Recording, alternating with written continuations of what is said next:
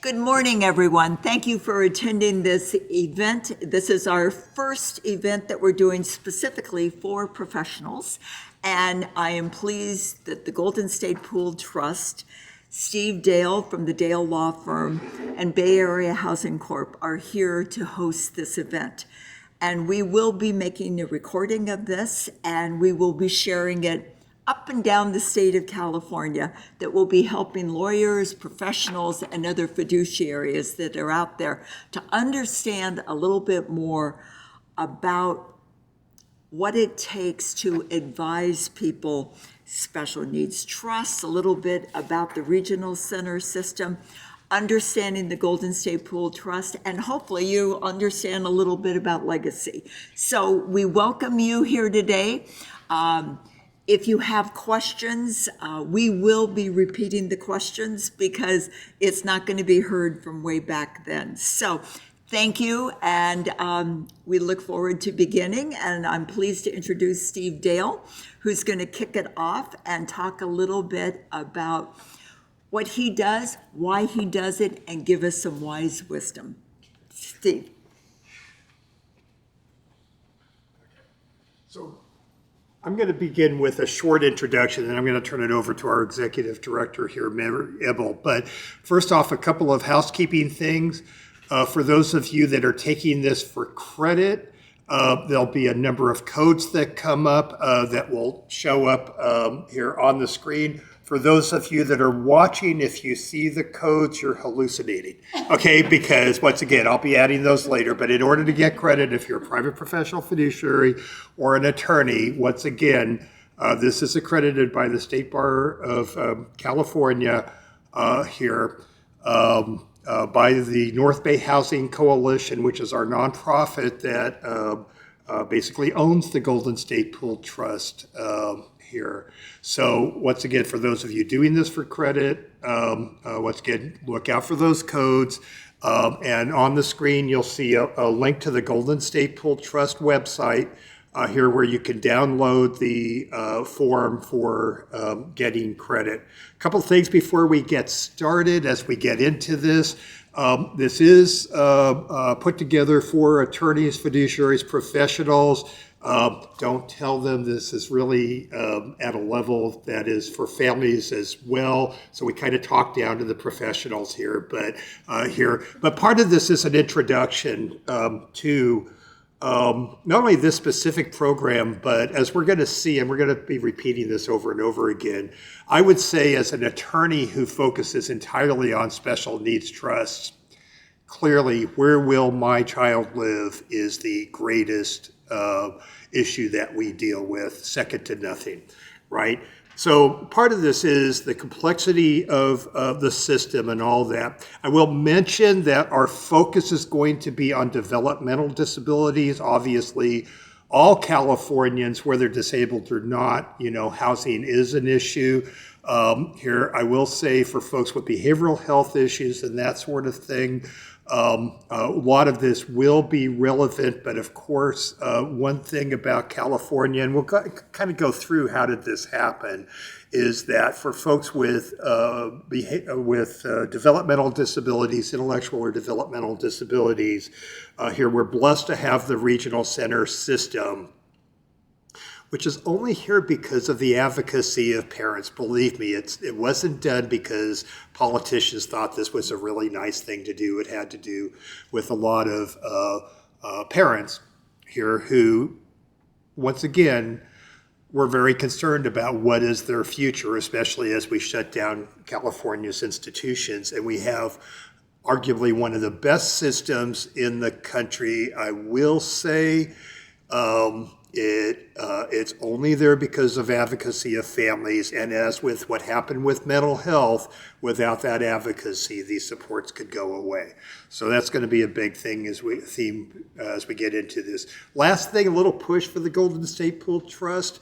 If you are an attorney, a fiduciary, a professional, we do have a professional listserv.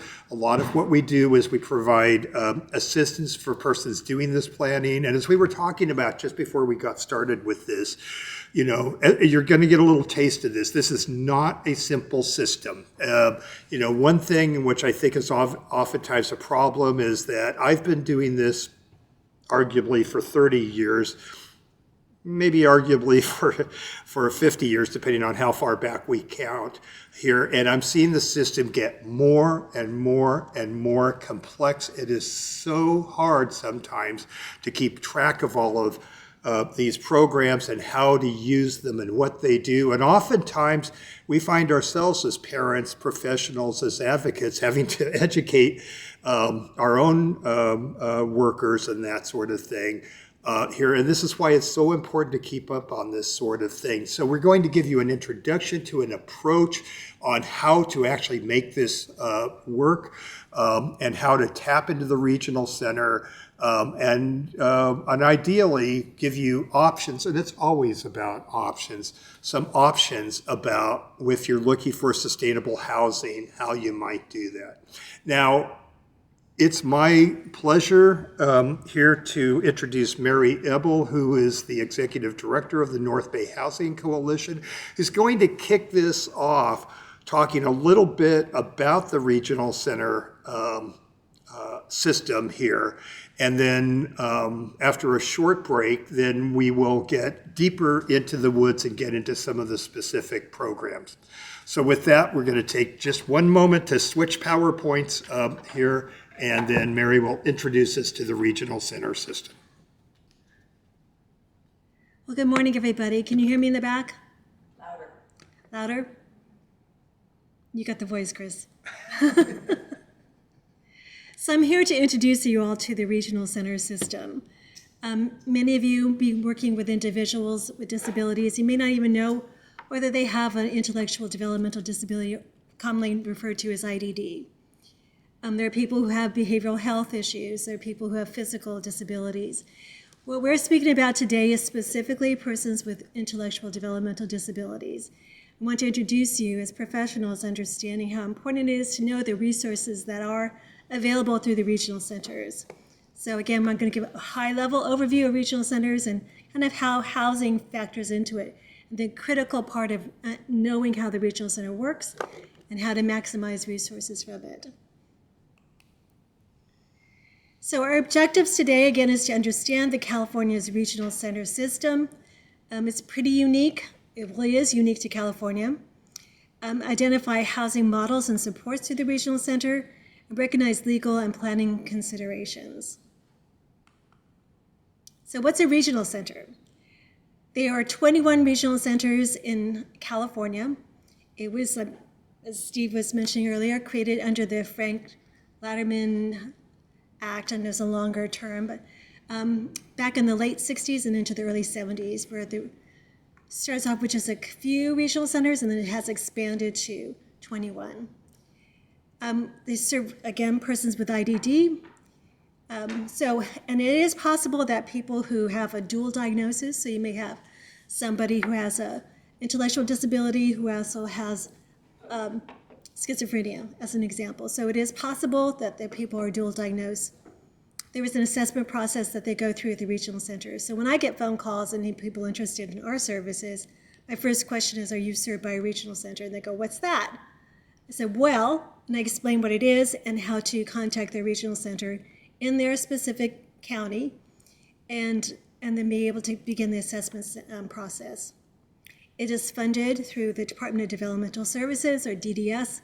So as professionals, get to know the acronyms, the alphabet soup that we deal with. DDS is Department of Developmental Services. Who qualifies for it? So there are actually 5 different categories: it's intellectual disability, cerebral palsy, autism, epilepsy, and there's a 5th broader category. So you have to qualify for one of those. It has, the disability needs to have an onset before age 18. You may say, hey, I've heard about it being 22. That's a federal definition at 22. In California, it has to qualify for regional center services, it has to happen before 18. My nephew, born with Down syndrome, obviously happened at birth. It could be a person who is typically developing and they have a TBI, they have a traumatic brain injury at age 17. If it happened when their person is 19, unfortunately in California, would not be eligible. And have to show significant functional limitations in 3 or more areas. That's part of the assessment process at the regional center level. So let's just say a person is qualified for regional center services. The key component is the individual program plan, IPP, another acronym for you to know, IPP. And that is really key because it needs to be person-centered. And it's about who is this person? What are those person's dreams and goals and hopes, and what are their needs? And so, it begins to codifies in a sense what the regional center will provide in terms of working with different vendors. There are case managers, known as service coordinators, also known as SCs. So the SC is a key person for you to know to work with. So if you have a client sitting before you, you know their child has a developmental disabilities and gets services from, say, San Andreas Regional Center, know who that service coordinator is and build that relationship with them.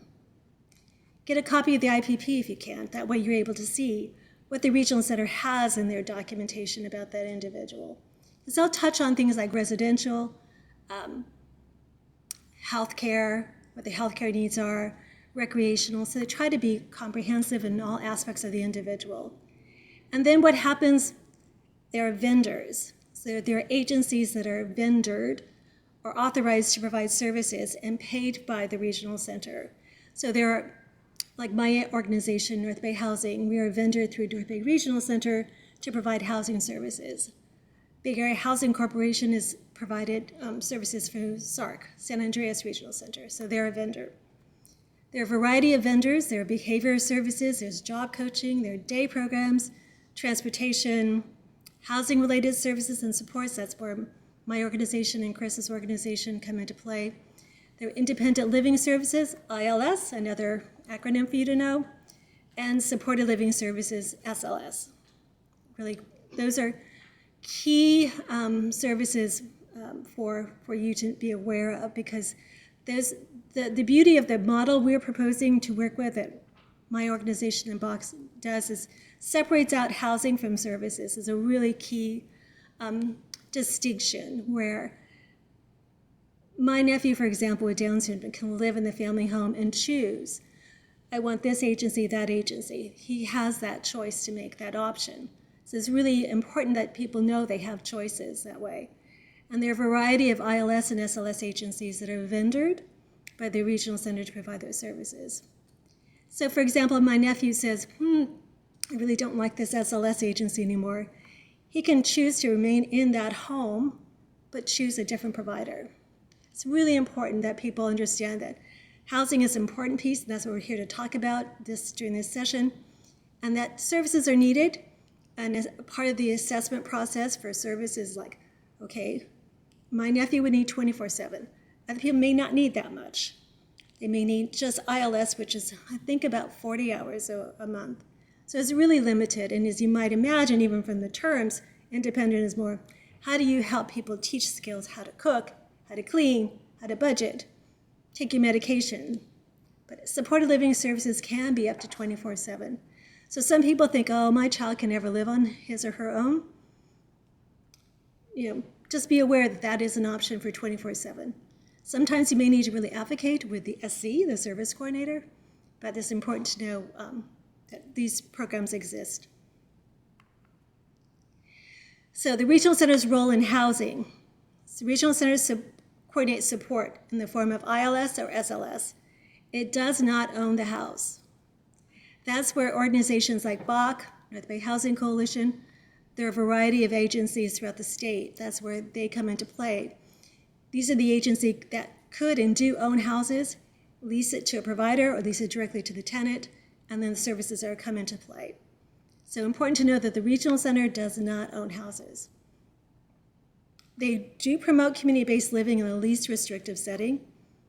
I forget the actual year it came out, but there's a Supreme Court decision, Olmstead, which basically says, people need to live in the least restrictive setting. So that's a goal, that's a value that we all strive to achieve. Focus on accessibility, affordability, and integration. So some of the housing models that are supported through the regional center, again, under the category of independent living, where the apartment or home is leased by the individual, or the regional center will not pay for the housing itself, but will pay for the ILS, SLS. So again, that's a really kind of honing on that point to understand the difference. The regional center won't pay for it, won't own it. A housing organization like BACH or North Bay Housing would own it, lease it to a provider, lease it to the tenant directly. The tenant and individual then has options and choices through the IPP. It all circles back to the IPP, so important to know that. Independent program plan. And they make choices about what is appropriate for services. There are also licensed group homes that the regional center develops, adult family home agencies, and crisis and behavioral homes. But what we're talking about in this session, trying to really focus on later on with Chris and Maddie, talking about the independent living legacy home. Some innovative programs, there's rental subsidies. I know we, as a housing services organization, try to partner or do partner with housing authorities to get Section 8 vouchers. Again, the partnering with developers for set-asides, meaning developers are creating 125 units, and can we have X number of units out of those carve out? And Chris has been instrumental. Chris I refer to as the pioneer of doing that over 20-some years ago. Chris started it in California. So kudos to you, Chris. So that's a way for developing housing and creating housing that's affordable. Affordable being defined as 30% of their income goes towards housing. And another partnership is Section 8 housing, Section 811 housing. So when it comes to the legal and fiduciary planning aspects, their options would be special needs trust, which is first party or third party. First party trust is a trust that is the assets of the individual. A third party is the assets of anyone but the individual. For my nephew Nicholas, if he came into an inheritance and there's no planning for it, it goes directly to him, we would have to put it in a first party trust. A third party would be, my life insurance goes into his third party trust. So it's my assets going to support him. Trust disbursements are really critical in being aware of what benefits the person is on, because certain trust disbursements could impact or will impact the person's eligibility for programs. And again, maintaining the eligibility for SSI and Medi-Cal is really critical, as well as understanding HUD rules. So a person is on Section 8 or any sort of HUD program, they also have their rules, which makes it really complex because you have people who may be on SSI plus Section 8, and they have a trust. It takes a lot of maneuvering to make sure that people are maintaining their benefits. Housing through a trust or partnership. A trust can own the housing. The importance of maintaining the unit. Because you may think, I have a house, but you need to also be thinking, like, over 30 years, how are we going to make sure that house is maintained? Because you may just say, here's a house, to a housing coalition, to BACH, but if there's no support around it, financial support, it becomes a real problem, because I know our commitment and Chris's commitment is to be able to say, we want to make sure this house is maintained properly over the years, paying the taxes, and aligning the plan, the housing plan, with the IPP, the individual program plan, and your estate plan. So again, as professionals, for you to understand what the IPP says and aligning it with the estate plan. And you may find in conversations with a family when you're doing your counseling with them, for the estate plan, like, well, you really should go back to your service coordinator and add things into the IPP. And nonprofit partnerships as well. And Chris will be speaking a little bit, Chris and Maddie will be speaking about the Legacy Homes program through BACH. So just to summarize, in working with the regional centers, importance of understanding who the service coordinator is, importance of collaborating with that person, building that relationship, understanding the IPP must reflect the housing goals. So again, if the housing goals that are being created are not in the IPP, important that the IPP reflect that and it be updated. As I can speak for my family's situation, where The things we plan on are not in the IPP. So we had to go back to the SC and say, we need to add this language because the service coordinator will change over time. But what is locked in is that IPP. So the IPP is critical that you understand it. Using letters of support and appeals as well. So if there's something at the regional center, that decision that's being made, you've asked for certain programs or vendors to provide services, and the service coordinator is saying, we don't think we can do that. You do have the option to file a notice of action, so important to know that you do have that capacity to appeal it. Some practical tips and pitfalls. Start early and plan ahead.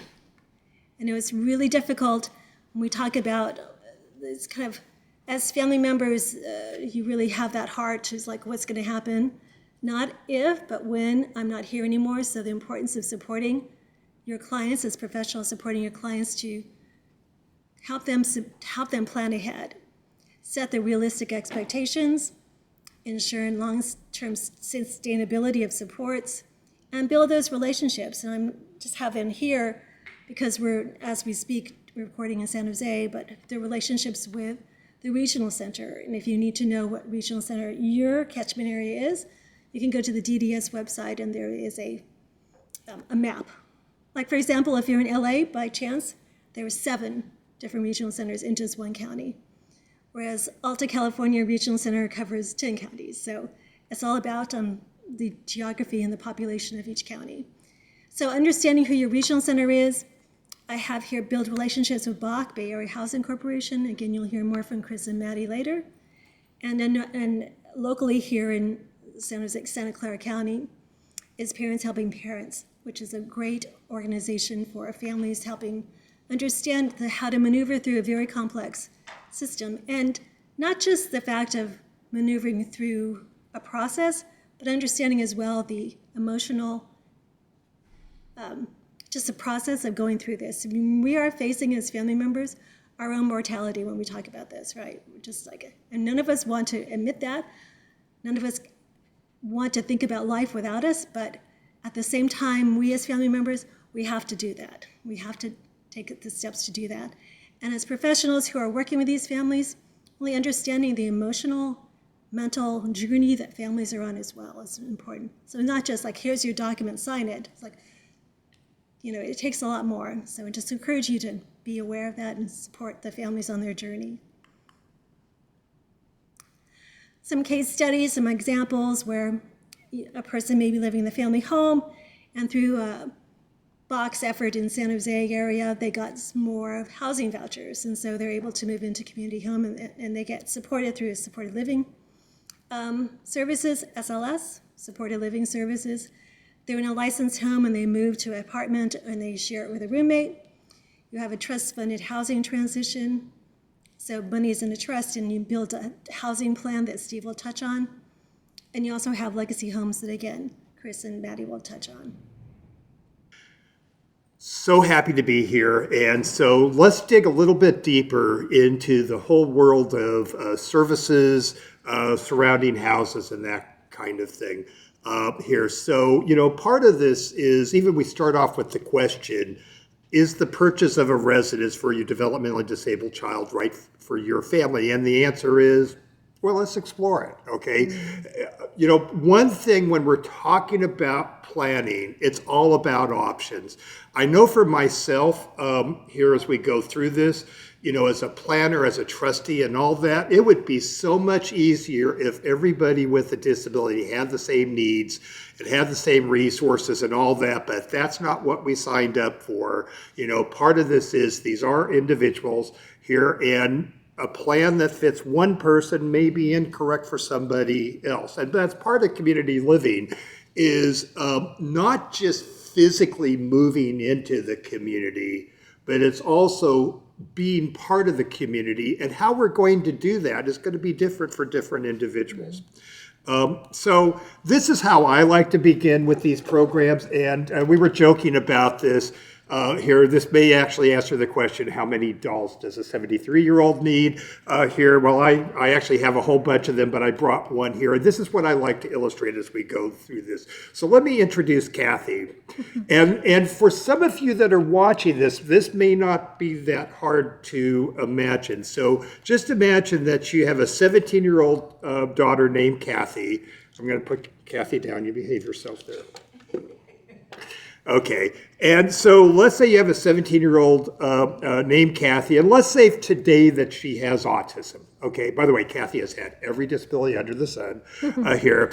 And by the way, one thing about persons with autism is, to my knowledge, nobody has ever died of autism here, so she's probably going to have a normal lifespan. So, and the other part of this is, and I know for you in the audience, we do this all the time, you know, when you've met one person with autism, how do we finish the sentence?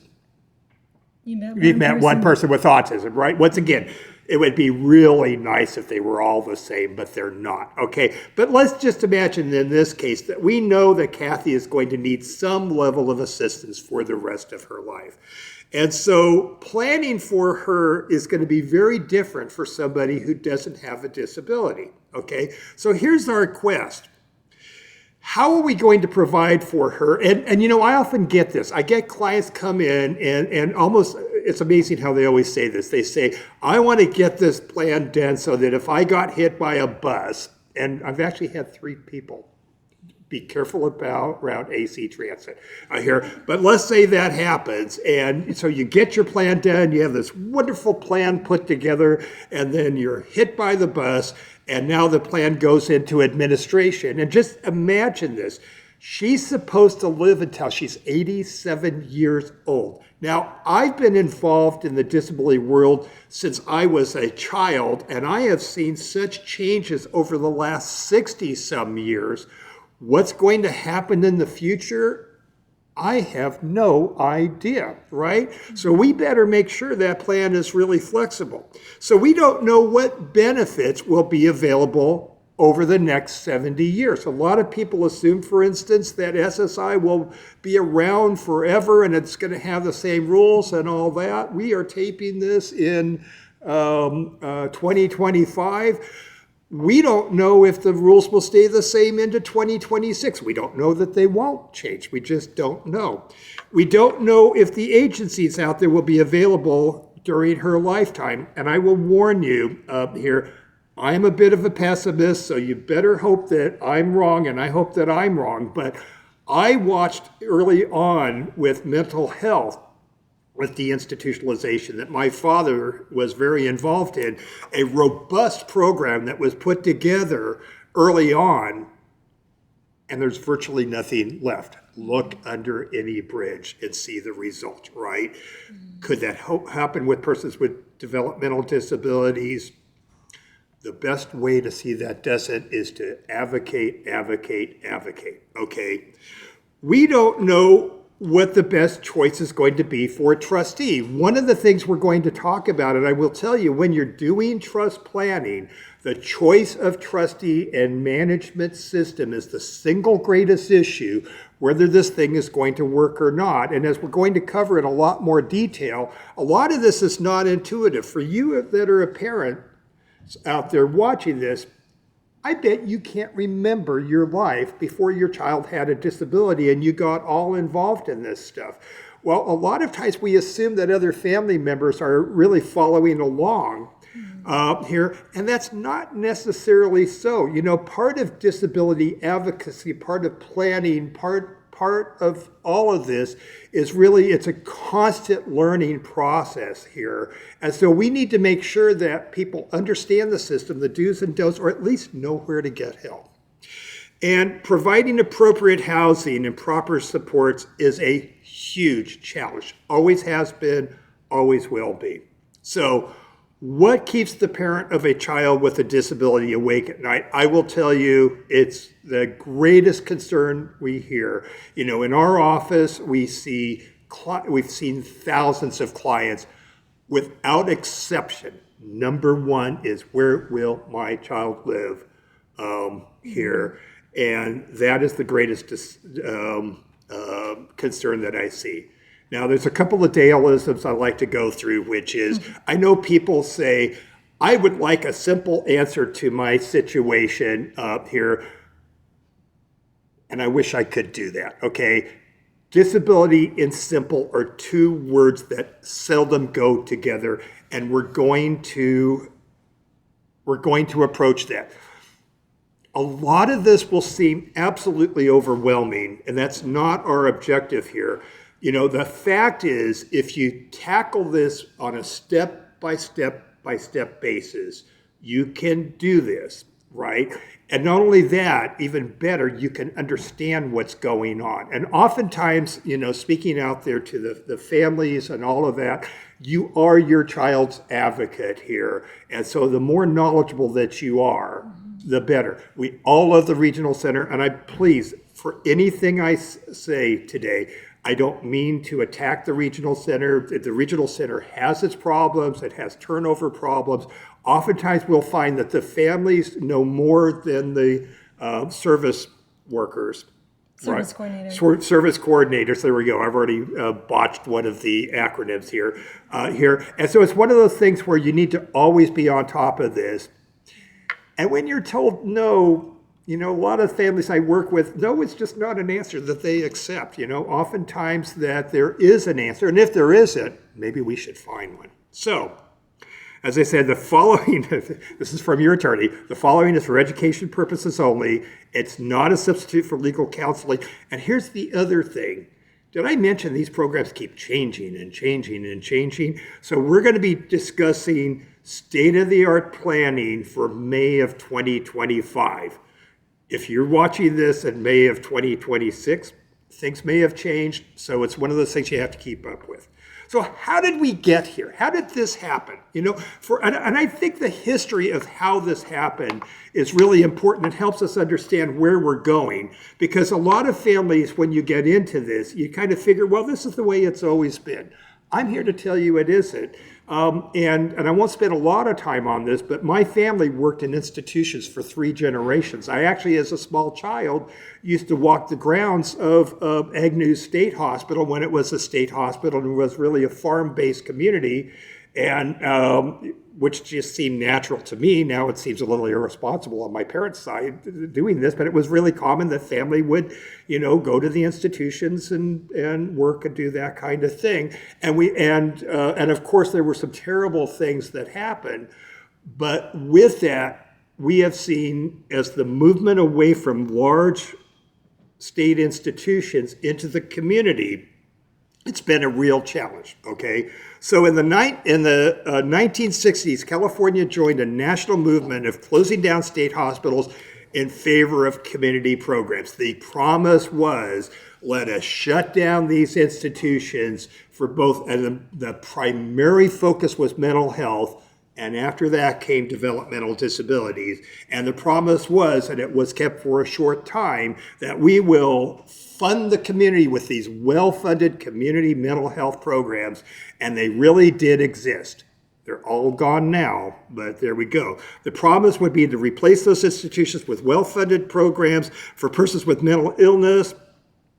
I would say it was a bit of a disaster, you know, here. And that's an area where, the question comes up, is a child with schizophrenia more valuable than a child with autism? And of course the answer is no, right?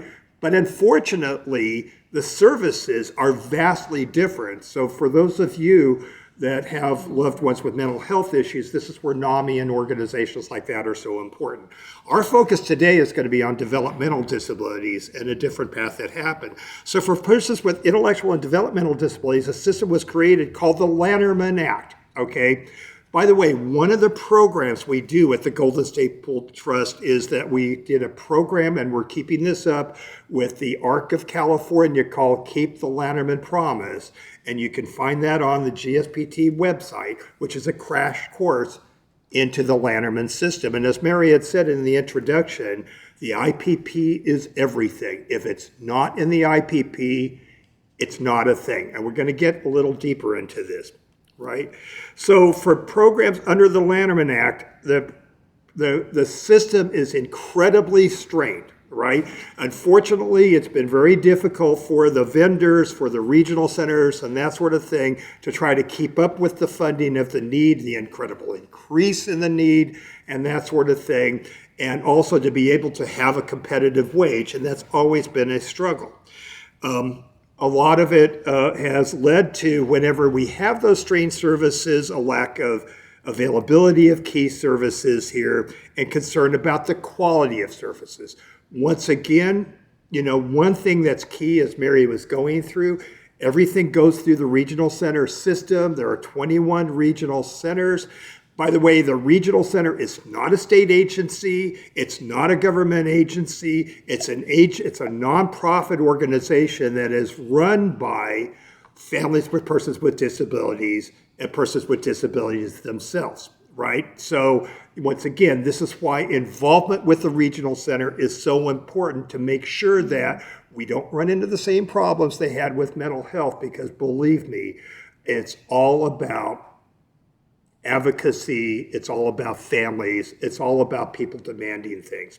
Now, we're going to see a word up here because it's the name of the case, but this is a really important case that kind of leads us to how we got here, which is a case called the Association for Citizens versus California Department of Developmental Services, brought by the ARC of California here.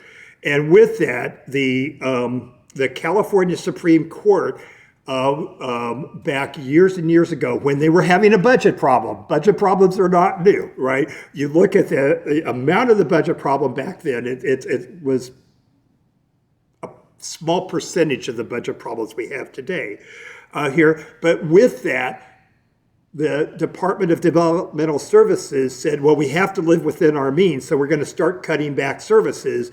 And once again, families under the ARC of California sued, and they won, but it was kind of a double-edged sword. So basically what happened in this case, this California Supreme Court case, is that it defined under the Lanterman Act that there's a basic right for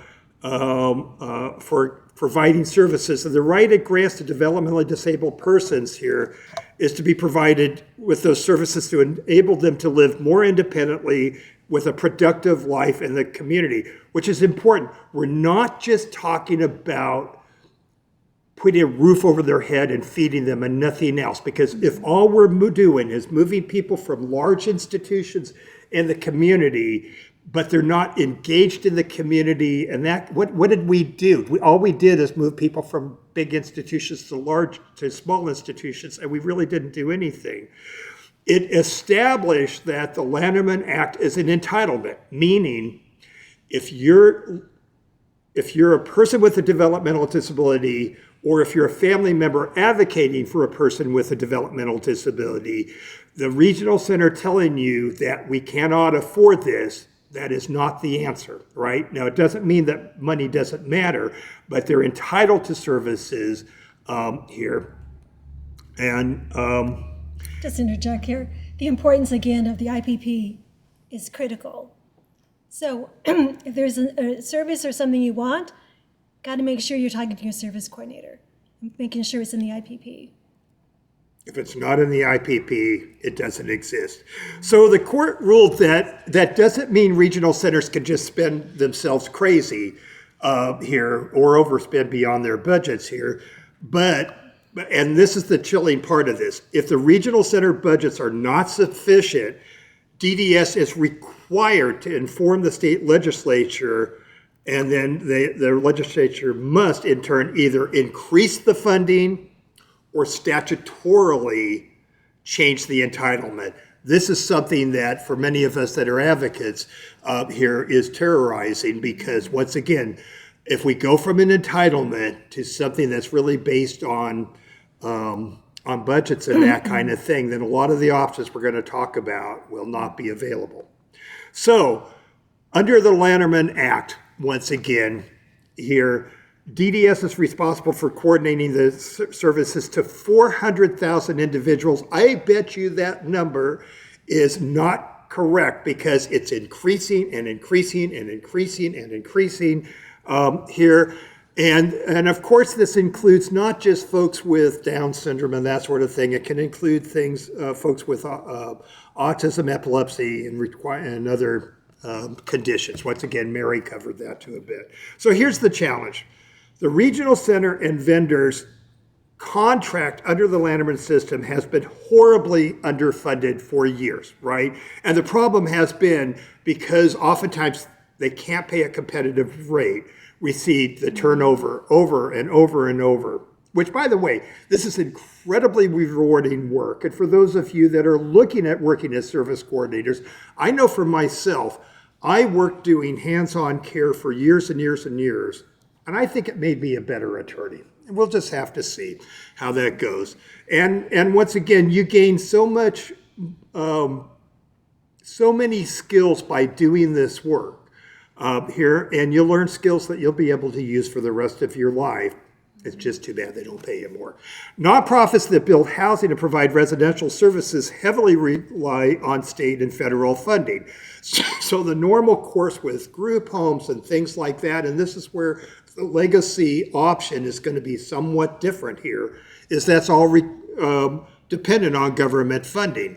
So, part of the concern for a lot of families, and which is why so many families are looking at different options if they have the means, is that much like mental health, these programs could lose funding and we could lose housing options here. Funding has not increased in the years and has not kept pace with rising costs despite the growing populations here. And inadequate funding means that fewer new housing projects can be developed and existing programs struggle to properly support all those needing services. And I mentioned that I'm a bit of a pessimist here. But so caregivers are often left with few choices and long waiting lists. Section 8 and HUD is a good example. In my home catchment area, there is a waiting list for Section 8 to get on a waiting list. When that waiting list, when the openings are announced, then you have hundreds, maybe thousands of families trying to get those precious vouchers here, and the competition is getting harder and harder. So, according to the California Department of Developmental Services, 75% of adults with developmental disabilities are living with aging family members or caregivers. And this is a move across the country. We're seeing more and more. The plan is for persons with disabilities to live with their families. And then we have a lot of families that are doing their best to outlive their children. Unfortunately, that is not something we can always count on. About 70,000 teens with autism turn 18 each year, according to the Autism Institute at Drexel University. Once they become adults, they are often unable to find well-paying jobs to support themselves. Once again, there are a lot of challenges with this. So, in the right situation leading into talking about providing housing, leaving a home in a special needs trust for the residential needs of a loved one with a developmental disability can enhance the quality of life and provide a foundation of security and lifetime. Do we see that happening all the time? No. The ones that stick out are the ones that don't. In the wrong situation, poor planning can lead to a design that is doomed to fail. And I have to tell you, I look at a lot of plans oftentimes and I ask myself, what the hell were they thinking when they were looking at this here? Because this is one of those things where this goes back to my saying that disability and simple are two words that don't go together. That's going to happen here in spades because there's a lot of things we have to deal with. And in the wrong situation, it leads to eviction. We probably are involved in 2 evictions a year at the Dale Law Firm. This is not happy planning. Oftentimes that is in the home that this person lived in for the majority of their life, and this is not an easy thing to do. But once again, if we don't have the right supports, we can lead to this. Trust funds wasted on legal fees. This might sound odd, but I even find it wasteful to be spending money on attorneys when it could be spent on housing. Uncertainty for the beneficiary, including the risk of homelessness. And the California Policy Center for Intellectual and Developmental Disabilities, which is a great program, just did a study on the increasing amount of persons with disabilities that are becoming homeless. And once Very again, scary. it's very scary. So here's the steps as we get into this in determining if a residence in a special needs trust is right for your family. Okay, and we're going to go through this item by item, so just oversee that. We want to weigh all the alternatives. There's no single choice. It's all about options. Include the person the residence is intended for and the caregivers in the plan. We'll get into that a little deeper here. Develop a plan that includes cost of property management, cost of maintenance, caregiving, that sort of thing. Once again, it's more than just supplying a roof and putting food out on the counter. There's a lot more to it than that. You need to develop a funding plan. So for those of you that are attorneys and fiduciaries, financial advisors, and that sort of thing, this is where you can get involved in making this dream come true and making sure it doesn't become a nightmare. Design a special needs trust at this point. You might notice we didn't put that on the top of the list. Here, once we have a plan, then we can look at putting together a trust or whatever we're going to do, and ensure that the trust has sound management system and a line of succession at least as long as the disabled occupant is alive. We go back to Kathy if she's 17 years old, right? If I personally am her trustee, odds are that I'm not going to be her trustee for the next 70 years, especially since I'm 73 years old. That would be border on bizarre. So, a lot of it is really working on that succession plan and how are you going to make it work. So let's go through the steps. Weighing all the alternatives, right? So part of this, as Mary went through, is that we do have group homes. There are all sorts of different options here. And part of this, as you weigh those options, as long as you look at them all, the right answer is whatever is right for your situation. What might be right for Nicholas may be wrong for somebody else. Right, and I think the importance of having a good person-centered plan at the IPP incorporates, I got just water. A good person-centered plan is really critical. So really understanding who the person is, and maybe in some situations a group home is a great option, maybe not. But we don't know until we really understand who that person is, what are their hopes, their dreams, their desires, what are their needs, and so we can incorporate that into the plan. I think it has to start there, and then you begin to kind of weigh the alternatives based on that prism. The next one is, and I have kind of a story that illustrates that, is include the person the residence is intended for and any caregivers in the plan. Now, somebody that Mary and I know we were talking about this before, a fellow named John Shea wrote this great article about how to use a special needs trust to incarcerate your disabled child in the prison of your choosing. You go, what the heck is he talking about? But what he was talking about was choice. And by the way, he was decades ahead of where we are now and very wise. So what was he talking about? He was talking about families putting together plans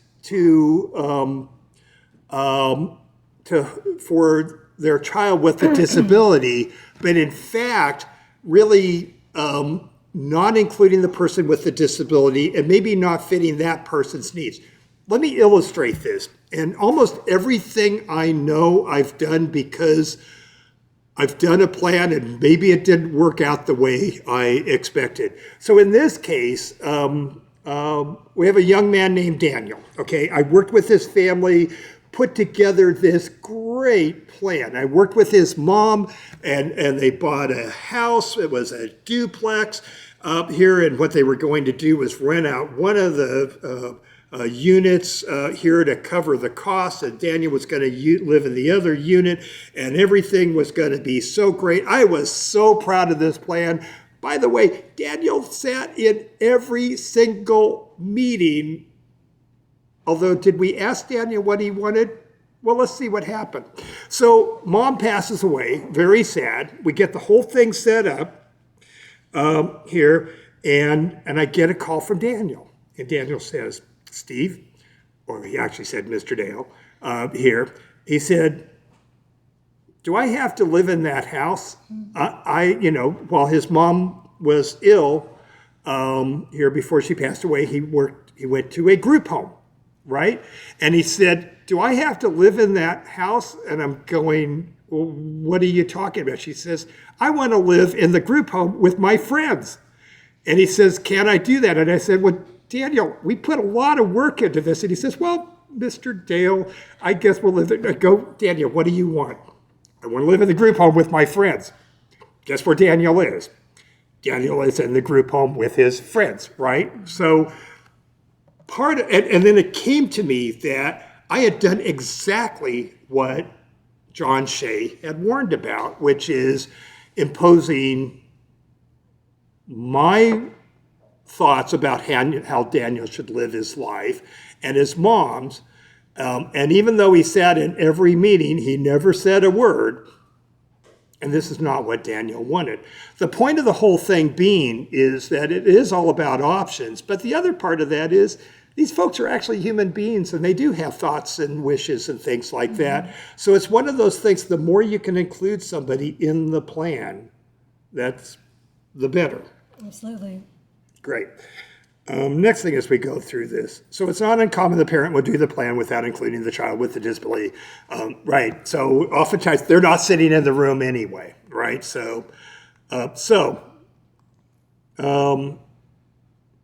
And here's another thing that comes up. We could do a whole program on siblings of persons with disabilities. I can't tell you how many plans are put together, including housing plans, where the assumption is, and it's always the eldest daughter. I don't know why she always gets the short straw, but it's always the eldest daughter who gets picked for this. But that my daughter will always live with her disabled brother, and even daughter might say, yes, I will always do that. Can you count on that?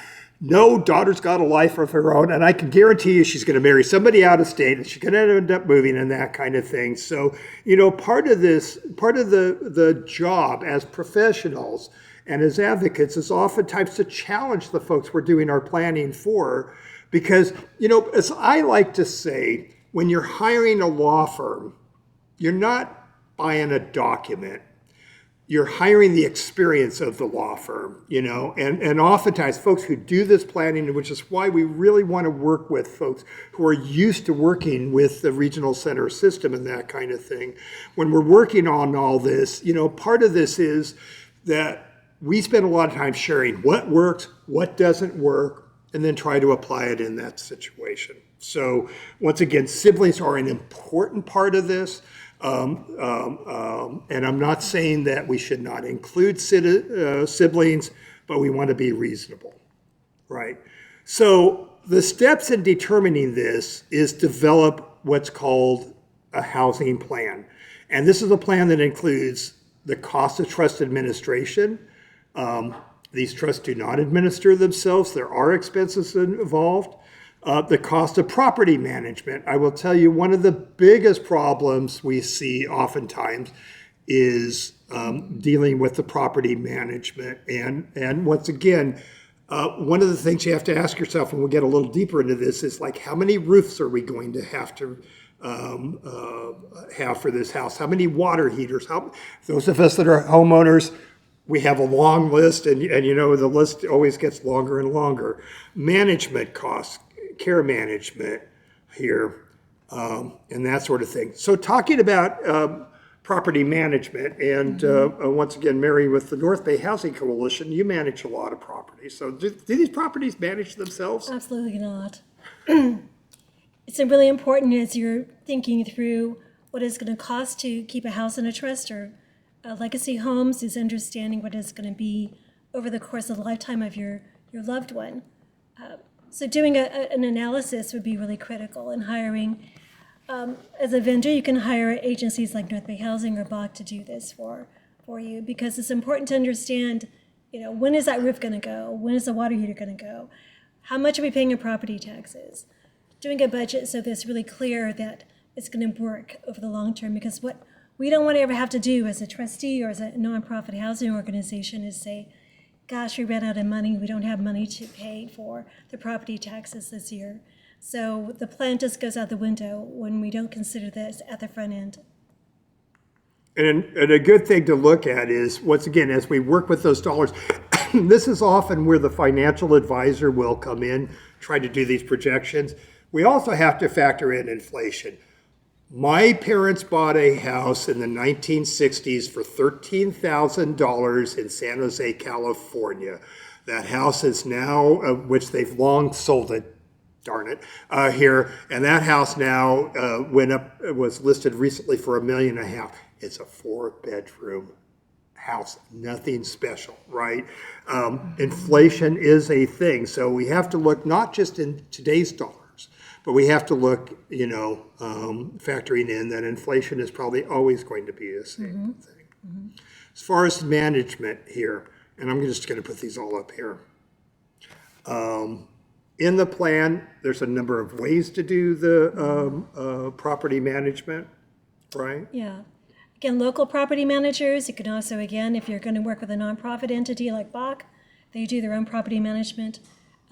There's a group called Colvin Group that can also do property management. So there are options. Depends on how involved the family itself wants to be in the property management, but the goal is to not just think about just the family doing it, it's thinking beyond that immediate circle of family and how can we as family members begin to take a step back and have other people step forward, because that's what's going to work in the long term. So talking about a housing plan right here is that one of the things we do have to look at, and this is part of community living, once again, as I've said a number of times, it's not just physically moving in the community, it's being part of the community here. And everybody's needs are different, but for a lot of folks that we plan for, just leaving the keys on the counter and hoping everything is going to be okay is just not a thing. So when it comes to that, we need to make sure that we have some system of to provide for caregivers, making sure that it's appropriate and vetted. Sadly, the incidence of persons with developmental disabilities being abused in the community is astronomically high, higher than it should be. Even if it was one person, it's too high, but it's a lot more than that. And so a lot of it is not only providing for the caregivers, but making sure we have the oversight and making sure that they're getting all the appropriate services needed from public and private providers. So I know Mary, in the introduction, kind of ran through a whole list of acronyms, and I bet you a lot of folks that are watching this are going, what the heck is all those things? So why don't we dig a little deeper into this? And I'm listing these caregiving programs or whatever. So, and we'll just put these up. So we touched on this already in the introduction, what an IPP is. Again, critical that you really keep up on the IPP and make sure that anything that changes is reflected in it, talking with a service coordinator. Again, reflecting life goals, capacities, strengths, preferences, barriers, and concerns. It's real important that you develop your team and keep everyone updated on any changes. Right. And once again, this is a skill that advocates and persons with disabilities need to learn. We have a great program online that you can watch, and for professionals it does come with credit, called the Keep the Latterman Promise program, which is a deep dive into IPPs and that sort of thing. I would urge you to, if you're serving this community, to make sure that you view that program. And we're not looking at encouraging attorneys to necessarily get involved in IPPs themselves. But, part of this is if you don't understand the IPP process and how you get these services, as I like to say, if you have an attorney or a fiduciary who doesn't know the difference between an IPP and an SUV, how are they going to be able to supplement those services if they don't know or can't identify those services or how to get them? I know for myself, for the families we serve, we have a number of care managers we work, or oftentimes we'll send folks to the state council or other things that are covered in the KTLP series here about how to get those services, how to understand those services, how to advocate for those services, but it's a thing. So oftentimes for care, one of the foundational programs is in-home support services. And that's for people who are Medi-Cal eligible. And it's a generic, the regional center system will refer to that as a generic resource. So it's not something the regional center pays for, but it is something that if your adult child, family member is eligible for Medi-Cal, definitely apply for IHSS. So they'd be two, and yourself as a family member can be that person's IHSS worker as well. So there's a process where the individual would need to go to the county and apply for the program. There'd be another process if you did want to be the actual worker that you also need to go and apply for it. But it supplements the regional center funding. You can get up to 283 as we speak on May 14th, 2025. Right now, the max you can get is 283 per month. It all depends on what the individual's needs are. Again, an assessment is done by a social worker from the county. Will come out to determine this person needs protective supervision, so they're going to get likely the max. So important concept, even though the regional center system is an entitlement, they're still the payer of last resort. So if there's another group that's supposed to cover services like IHSS, that is going to be your foundational service. Let's do some math, which is hard for a tax attorney here. That's why they invented CPAs, but there we go. Let's divide 283 hours by 24. Does that give us 24-hour care? No. So what else do we do? And let's look at some of the other services. Okay, in all of our acronyms here, one of our programs that we're going to talk about is ILS and SLS. So help us out with that. Yeah, again, ILS, Independent Living Services, this is a service paid for by a regional center. There are a number of vendors in your community that would be eligible to be a vendor, are paid by the regional center. And they do a variety of things that you can see here on these bullet points. It's more instructional based, not so much doing it for the person, but teaching the individual how to cook, how to clean, how to shop, how to plan for their meals and prepare the meals, money management, self-advocacy, and so forth. You can see the bullet points there. So it's, I think that I have seen people get up to 35 to 40 hours per month, not to 15. On your slide here. Right, well, maybe we need to change the slide. Oh, no, it's there after the first 2 years. Well, that's the problem with putting too many things. Yeah. So the way I like to look at it is this way. Let's say we've got Kathy again, okay? And we go, well, Kathy needs to eat. Okay, so how are we going to feed Kathy? Maybe Kathy can learn how to make her own meal, right? And the more that she can provide her own supports is terrific. So maybe if she can learn how to cook and clean and fix her own meals and whatever, that has a couple of things. One is we don't want to take care of Kathy. We want to provide supports for Kathy. Here, we want her to be as independent as she can. And if she's able to learn those things, once again, in the IPP process, once again, they'll look at this and say, one of our goals is, Kathy, you're going to learn how to, is this creepy? Kathy, you're going to learn, how to cook and clean and do the dishes and that kind of thing. Something that I haven't mastered, but yeah, well, there we go. Let's say that's just not realistic, that she's not going to be doing her shopping and that kind of thing. So what else do we have? I'm just going to bring it back again to the IPP, because the IPP is all about what can Kathy do for herself? Where does she need the support? And that's part of the conversation that the IPP team, Kathy, parents, whoever needs to be a part of her support network will determine and talk about. It's like Kathy may say, I really need support. I want to learn how to cook. It's really important to me to learn how to cook. I want to go shopping for myself.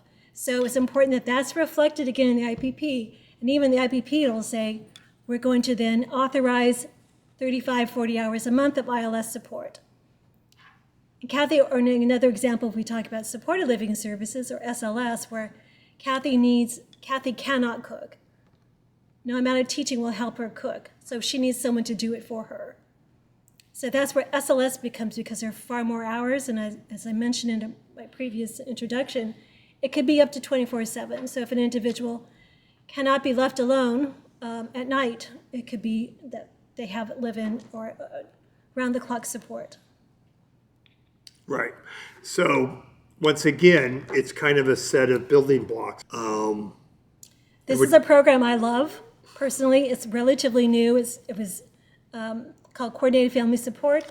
It's a program that DDS put out to all 21 regional centers. It has, so you can, my organization is a vendor for Coordinated Family Support, or CFS. It's meant to be for people who are 18 and older, living in the family home. There are a variety of services, 9 different categories. The 8th category has to do with futures planning. So why I get excited about this is because our organization is a vendor through North Bay Regional Center to provide CFS. And what's exciting about it is really being able to dig in very deeply and profoundly and work with families and go with them on their journey, because it's not easy. So how can we support families thinking through all these things? What kind of support? What are Kathy's dreams? What does she want to do? Who is she? What are her gifts that she can contribute to the community? So we want to be able to, it allows more time than SLS or ILS to really dig in and to help. So by the time the family goes to Steve or any of you, to Herb or any fiduciaries and attorneys, they're more prepared to understand and ask the questions. Because sometimes people go before their attorneys and their planners, they don't know what to ask. They don't know what they don't know. So helping people really prepare and understand the questions they want. Having the conversations with siblings. I mean, I was talking to two parents this week, and they were probably in their 80s, and they just were kind of, I don't know, you got to talk to my daughter. So now I'm talking to the daughter. So starting to have those conversations with people and digging in, like, who are the people that we can really bring into the circle of support? So that's what Coordinated Family Support allows our agency to do. I love it. I think it's really critical. And it's because SLS and ILS is meant just for the individual, whereas Coordinated Family Support, as you can tell from the name, incorporates the family dynamics, what's going on. So it's a really great program. You can, like if you're in the North Bay Regional Center catchment area, I know we have 18 vendors. I am not sure how many vendors are throughout the state, how many are in your relative catchment areas, but I would encourage you to, if talking to your families, asking if they're interested in Coordinated Family Support, to talk to their service coordinator or SC to see, hey, I heard about this program called Coordinated Family Support. I really want to get it. And so talk to your service coordinator. Great. And this illustrates something. By the way, there's one other program we don't have in here that we might touch on, which is self-determination here as well. How would you describe that, Mary? Ooh, that's a big question.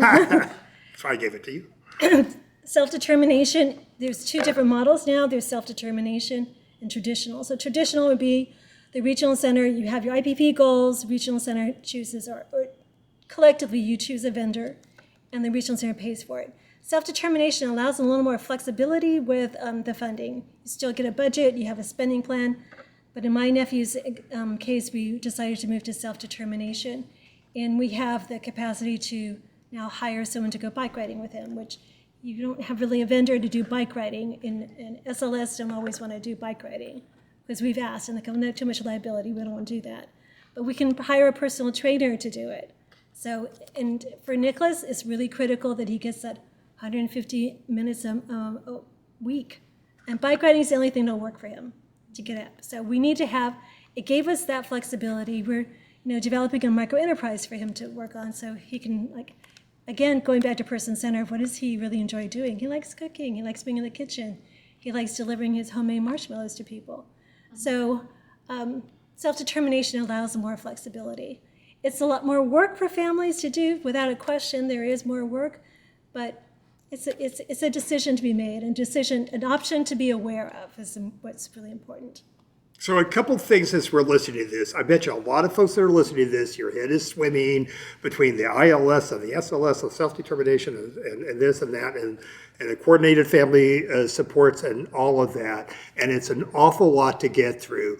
And there's a number of things, just a few comments. One is that you don't have to do this alone. There are people that can help you. For instance, we work with a group called Rehab Care Coordinators that has a care manager who is fluent in these programs that can often help you. There's also other family advocates and groups like that. We had mentioned earlier on organizations, family resource centers like Parents Helping Parents who have great programs and all of that. So there are resources to help you with this. The other thing that this kind of reflects, looking at coordinated family services as self-determination, the delivery process for the regional center services is constantly evolving, okay? And so if somebody had mentioned coordinated family services 5 years ago, nobody would know what you're talking about. Mm-hmm. Same thing with self-determination.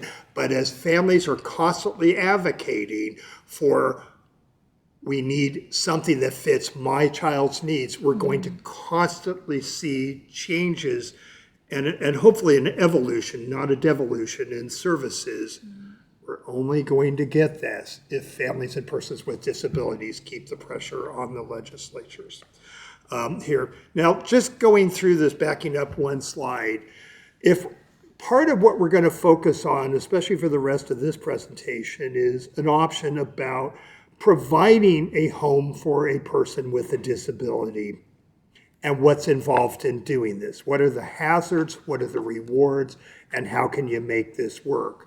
And we're also going to hear a lot about the legacy program, which is yet another option here, not only to help with this quest, but also help other families that have this same need. So when we're doing this, we need to develop some sort of a funding program. And this is where, for attorneys and for financial advisors and for fiduciaries, we're going to talk a lot about trustees here. How can you put a plan together that you're going to have the resources to deal with all these needs and be able to succeed? So, part of it is we are looking at public benefits, but I'm here to tell you public benefits alone is not going to do the job.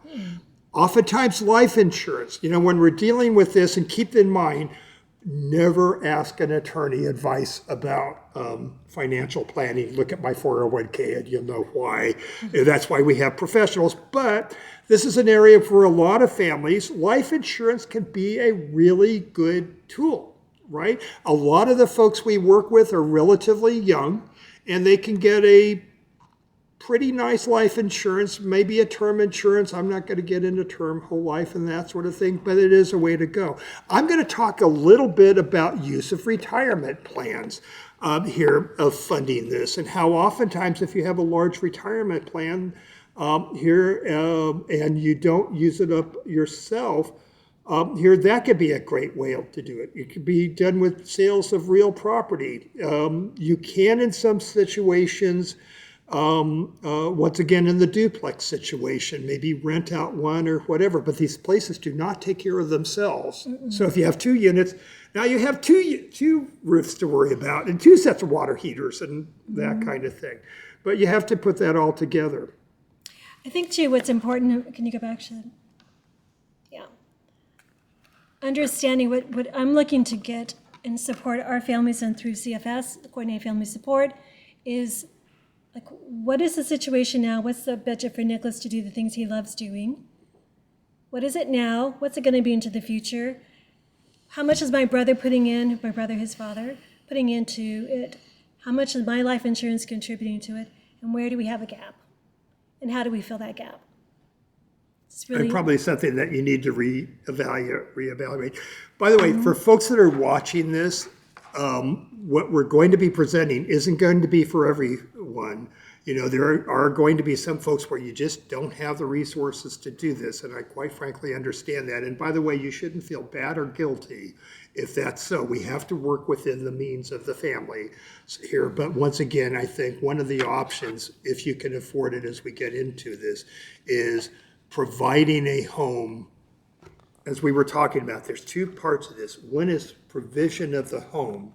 The other one is provision of the services. And that's one thing about housing programs like BACH and North Bay Housing Coalition is the services are split. And we do that for a reason. So let's go into a little bit about the elements of a special needs trust and how it affects housing, right? So the first thing as we get into this, what the heck is a special needs trust other than how I make a living and make payroll here? Really, all a trust is, no matter what kind of trust we're talking about, it's a contract to control property for the benefit of a beneficiary to meet some sort of objectives. There are all sorts of different kinds of trusts. There's living trusts that hold houses and avoid probate and allow you to do tax planning and that kind of thing. There are partnerships. There are insurance trusts. There are charitable trusts. There are so many different types of trusts here, but they all do the same thing, is that they're a contract put together, oftentimes a contract you put together with yourself to provide some sort of an objective. A special needs trust is specially drafted so the trust assets are not considered to be an available resource in calculating their needs for needs-based benefits, okay?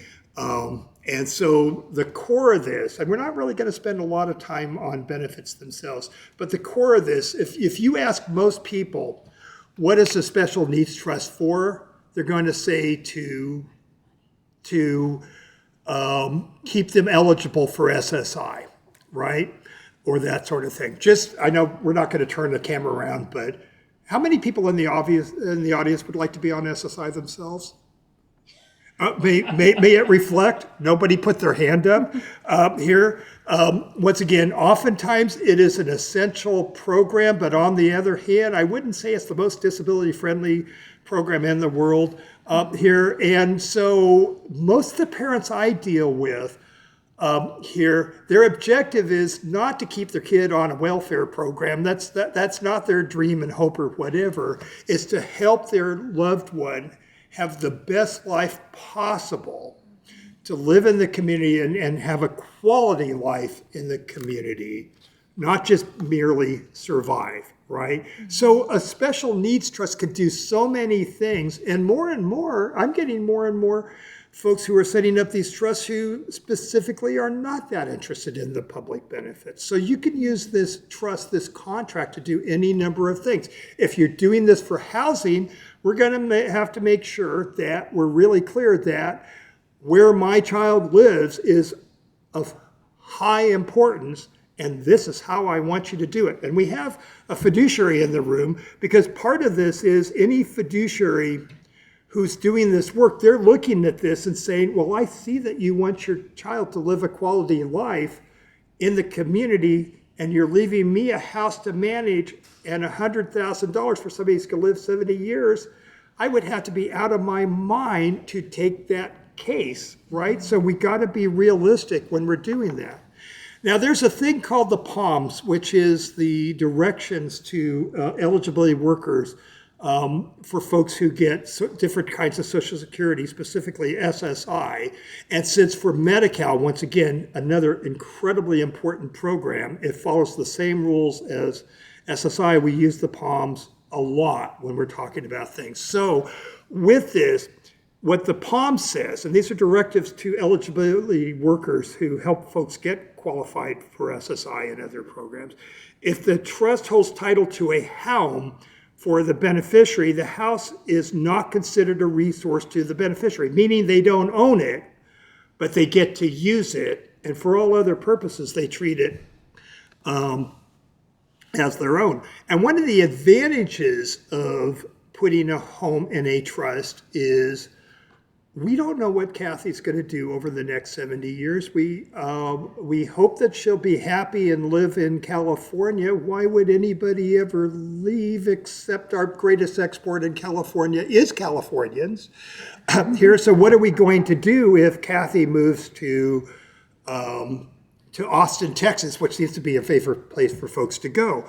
Well, the nice thing about holding the house in the trust is if the house gets sold and Kathy moves to another location, or the house is just not right for her. Maybe it's a 2-story house, but she gets to the point that she can only live in 1 story because of mobility, and so we need to buy another place. One thing nice about the house owning the trust is the house can be sold and then another one purchased, if that makes sense. Number of issues we'll go through real quick here is here in a third party or estate planning trust. Once again, we're talking about ownership of the house. If Kathy doesn't have capacity and you leave the house directly to her, it's probably going to end up in a conservatorship of the estate, which means you have attorneys and lawyers managing the house. Is that a good plan? No, it's a good plan for me here, because I will cash the check, but that's not a good plan for Kathy, right? With it, by holding it in the house, if the house is sold in the trust, then once again, it could be held and used for other assets or something else. If it's owned by the individual, you have to replace that house within 6 months, or it becomes an available resource and all the SSI and all that starts collapsing. The other thing that comes up is Medi-Cal recovery. Okay, so in California, we have Medi-Cal recovery for any Medi-Cal we use after the age of 55, as we're going to see of assets that pass through probate. So if the home is in a special needs trust, when Kathy passes away, there is no recovery because Kathy never really owned the house. She just had the beneficial use of it. If it's owned by the individual, then it may be subject to estate recovery after the age of 55, unless the home is in a living trust. So here's the thing, just as an option. If your child does have capacity and you want to leave them the home directly, which I usually advise against, but let's say you want to do that anyway, make sure that house is in a living trust for that individual. Here, once again, if for no other reason, to avoid estate recovery. So steps in determining if this is right for you. Here, I have to tell you, this is the biggest issue we deal with. And when I see these situations fail, in fact, I have an awful case that hit my desk where somebody borrowed against the residents. And as far as we can tell, there's the count right now is $1 million missing. And this is a trusted family member. And that kind of thing. It's not a GSPT case. Thank you very much. Here, so good news here. So when we're doing this, we want to ensure the trust has sound management system and a line of succession at least as long as the disabled occupant is alive. And hard to predict that. It's hard to predict that. And I know that I've had people, like any law office, especially in the good old days when clients actually came to the office, we have a long conference room table.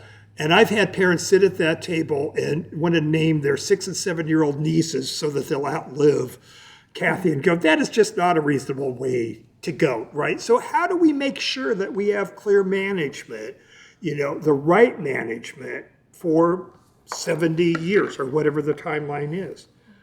Now, there's a couple things we look at. We look at family, we look at private fiduciaries, we look at corporate trustees, and we look at pooled trusts. Those are the main places that we go, right? So, and you can start with the family and then move to the other options as well. Exactly.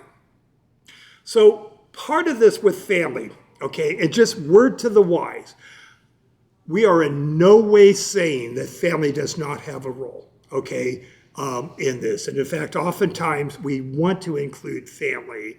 The problem is it's not always a good idea to make family the trustee or at least make them the trustee without the option to get out of this thing. Here, I can't tell you how many plans I've seen where maybe a family member says, yeah, I wanted to take this on, but I just have too much going on. I've got my own family and that kind of thing, and you have to respect that. And if you have a trustee who really doesn't have the time or the heart for the advocacy, and it doesn't necessarily mean they don't care about Kathy, it's just, life gets in the way. I can't tell you how many times I've had that situation where I've seen it kind of fall apart. So part of what we suggest, and in a lot of the programs that we do, we talk about how to incorporate family. But I have to tell you, my preference is to use a professional trustee here. Once again, it's often convenient to do and that sort of thing. And yes, these people, they do charge here, but once again, we like to set up plans where we set up a checks and balance where the family can be that advocate, be the supporter. You can actually incorporate a lot of the concepts of supported decision-making in the estate plan because we want it to be person-centered. We want it to reflect what the person with the disability likes within the parameters of the trust and that kind of thing. And so a lot of times, it's not just choosing a system, it's choosing a trustee, it's choosing a management system that we're looking at doing. So let's go through a couple of options. One is there's this new animal out there, it's new to many. It's been around for, about 30 years, just went to the PFAC 30th year conference, so that tells us. And so in California, we have private professional fiduciaries who provide critical services to seniors, persons with disabilities, and children. By the way, if you are a family member or if you are a sibling of a child with a disability, I have to tell you, consider becoming a private professional fiduciary. The need for this is so huge. And if you're looking at a way to serve the disabled community, as I like to say with siblings, most siblings either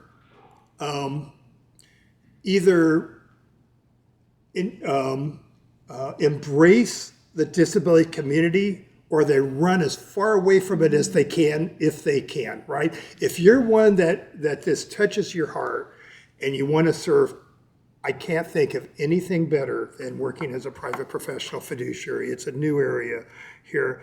They manage clients' needs, including daily care, housing, medical needs. They often will do financial management services, pay bills. They're basically the managers here.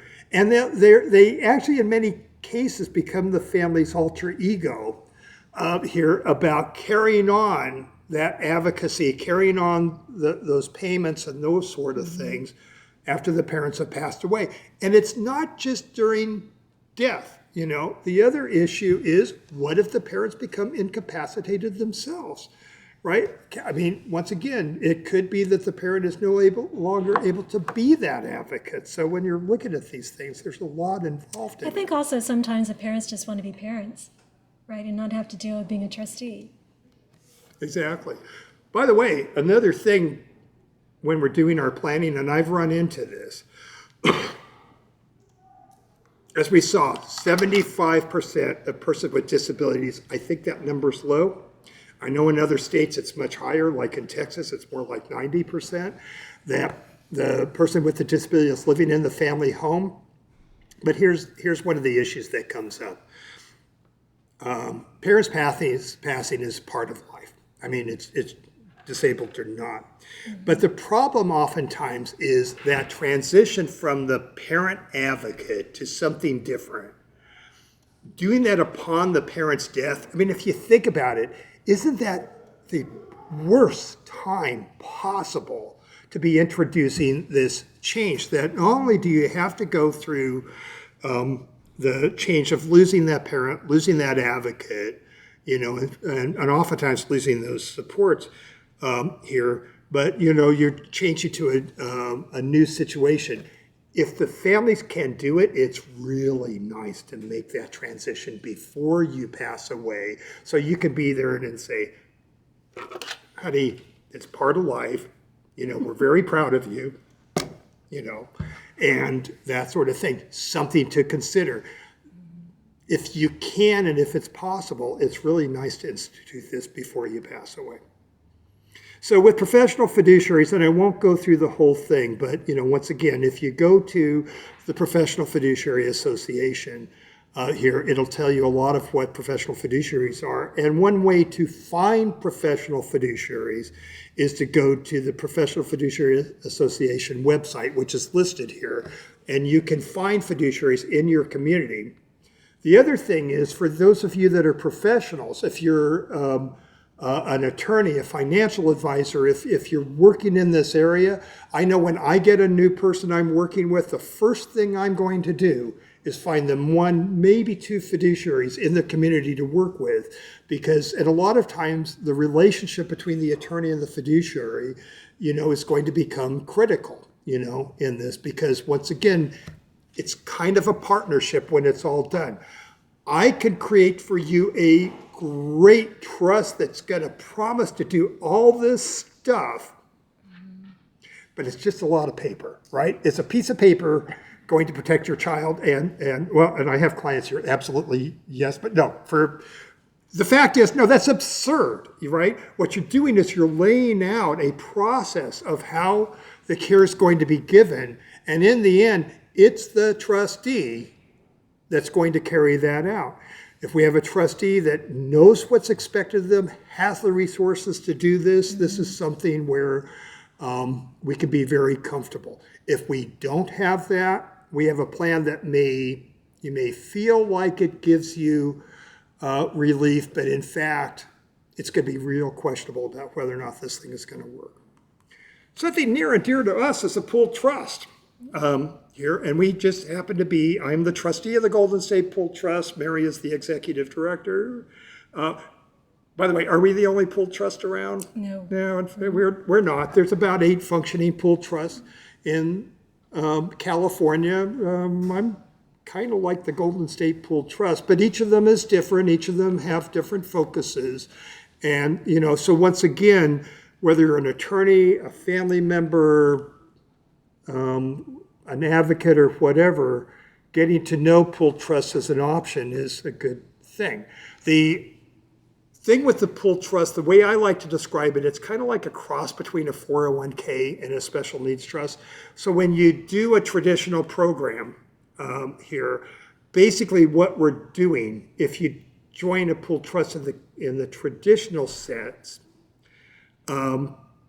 here is that you sign what's called a joinder agreement. It's a contract, and you get an account where the money is invested. It's all used for the distributions and that kind of thing, kind of like a 401k, but you don't get an individual trust. The problem that I have with using a joinder agreement is, for me, it's all about options. And even with the Golden State Pooled Trust, which once again, if I didn't mention this, I very much like the Golden State Pooled Trust, but the problem with using a joinder agreement is it limits choices.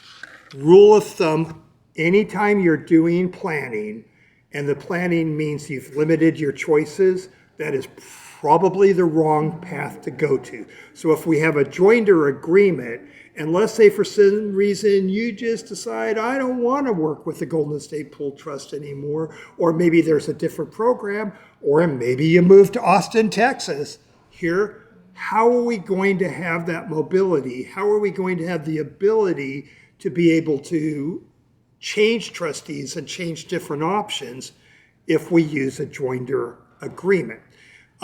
There's no rule of thumb here. My personal feeling is if you're talking about less than a couple $100,000, a joinder agreement is probably fine. But if we're talking about something substantial, and you can define substantial, I prefer doing what's called a standalone trust. So the way that works is that many pooled trusts will actually manage a standalone trust, just an individual trust that's created. So the beneficiary has their own special needs trust. And by the way, there's another reason oftentimes we need a standalone trust, because we haven't figured out how to shove a house into a pool, an investment pool. can't seem to figure that out because it doesn't fit in the pool here. So we have to put it in something. So we put it in a separate trust. So there's two reasons we do this. One is if you're choosing this option and decide to hold the house in the trust, we need something to put it in. The second part of this is that it can't hold the investments here, and then it would be operating just like any other trust. Now, the advantage of that, once again, is that you can get the services that the pooled trust is providing. And oftentimes, in a lot of cases, there may be some specialized services or ability. For instance, I would advocate for Golden State Pooled Trusts. We're all about developmental disabilities. We're all involved in trying to understand the different programs and that kind of thing, counsel families and work with them. We're pretty well versed in that area here, whereas some pooled trusts, that may not be their focus here. Now, part of this is if you name the Golden State Pooled Trust, or if you name Heather Fisher and Associates as a private fiduciary, or you name Wells Fargo, or you whatever, does that mean that they have to serve? And the answer is no, right? Just because you name somebody, we have to go through a process. And we go through the same thing ourselves because, once again, we want to make sure that we can take cases that we can handle that work for us here, and that we have the resources. We're not super wild about taking houses and eventually having to evict your child. That's just not something that we've signed up for. So part of this is whether or not the trust will accept it. In order to do this, if you're using, whether it's the Golden State Pooled Trust in LA, there's the JLA Trust. In San Diego, there's the San Diego Community Trust. I mean, there are so many trusts out there. But hey, since we're with the Golden State Pooled Trust, let's talk about us. If you're going to do that, somehow the Golden State Pooled Trust needs to be named as the trustee in accordance with the terms of the documents here. And with that, we usually will have, as it is assigned to us as we take over, we will put together what's called an operating agreement, which will be basically the mechanics of how we're going to make distributions and that kind of thing.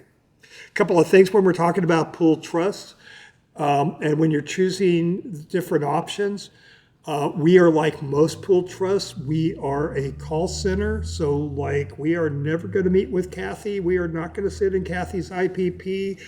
Basically, we have to have somebody who's going to communicate with us, either a family member, which we call a beneficiary advocate, or a care manager or somebody. Without that, if we can't assess Kathy's needs, well, we would be a very poor choice, right? And, and in a case like that, that may be something that is more appropriate for a professional fiduciary who normally will go out and visit Kathy once in a while. And once again, this is one of those things as you work through your attorney here, or if you are an attorney, you need to have relationships with all sorts of different options here, here in order to fit your client's individual needs. So once again, here's our thing about the Golden State Pooled Trust. Here, which you can look at, and also we have all sorts of education. Okay, another option, very common option, are corporate trustees or banks. So there's a number of corporate trustees that will serve us as trustee of a special needs trust. Minimums are all over the board. We're seeing this change here. Like there's a local community bank that for years and years and years would take any special needs trust over $100,000. Now their minimum is $1 million, and they don't want any problems, right? I mean, it evolves as time goes on. These are oftentimes not the easiest of trusts to manage. And so there's a number of corporate trustees that get into this. There's a number that get out of it. So can we name the local bank and be comfortable that the bank is going to be able to serve Kathy or provide the level of services that we need? And the answer is no, not of course. And remember, it's not Wells Fargo, it's not Bank of America, it's the people that work in the trust department, and those change too. Yes. So anyway, finishing up here, this is kind of how we suggest here, and here's language we use a lot. No matter what you do, no matter who you name as trustee, we can't be absolutely sure that that trustee is either going to be the right trustee at the time or appropriate. And I do have families that will interview every trustee in the community here, and it's just not really practical, because the fact is, if you're a couple and you're in your 50s, the chance of you both passing away in the near future is greater than zero, but it's not a whole lot greater than that. And the trustee knows that they're probably not going to get this case. In most cases, they don't take over until the parents pass away, or as we like to say, when the trust matures. This is language that we like to use, and it kind of illustrates something in this case. As we get ready for our break, is the language we like to put in the trust is to name the organization as trustee that you think best suits Kathy, right? And so in this case, let's say we want to name Really Big Bank and Trust as our trustee here. But do we know that Really Big Bank and Trust is going to be in business? By the way, we used to name A.G. Edwards because they're always going to be around. Well, whoops, that didn't work out too well, did it? Here. So, it's not only whether or not they'll be there, but it's also the quality of the services, and it may be the rules of it. So we might name Really Big Bank and Trust, or say it's going to be a corporate trustee, private professional fiduciary, or pooled trust of an advisory committee's choosing. We're not going to go deep dive into advisory committees today because of time here. But oftentimes, this is where we put families. So we create, if there's multiple people, we call it an advisory committee. If it's one person, we call it a trust protector.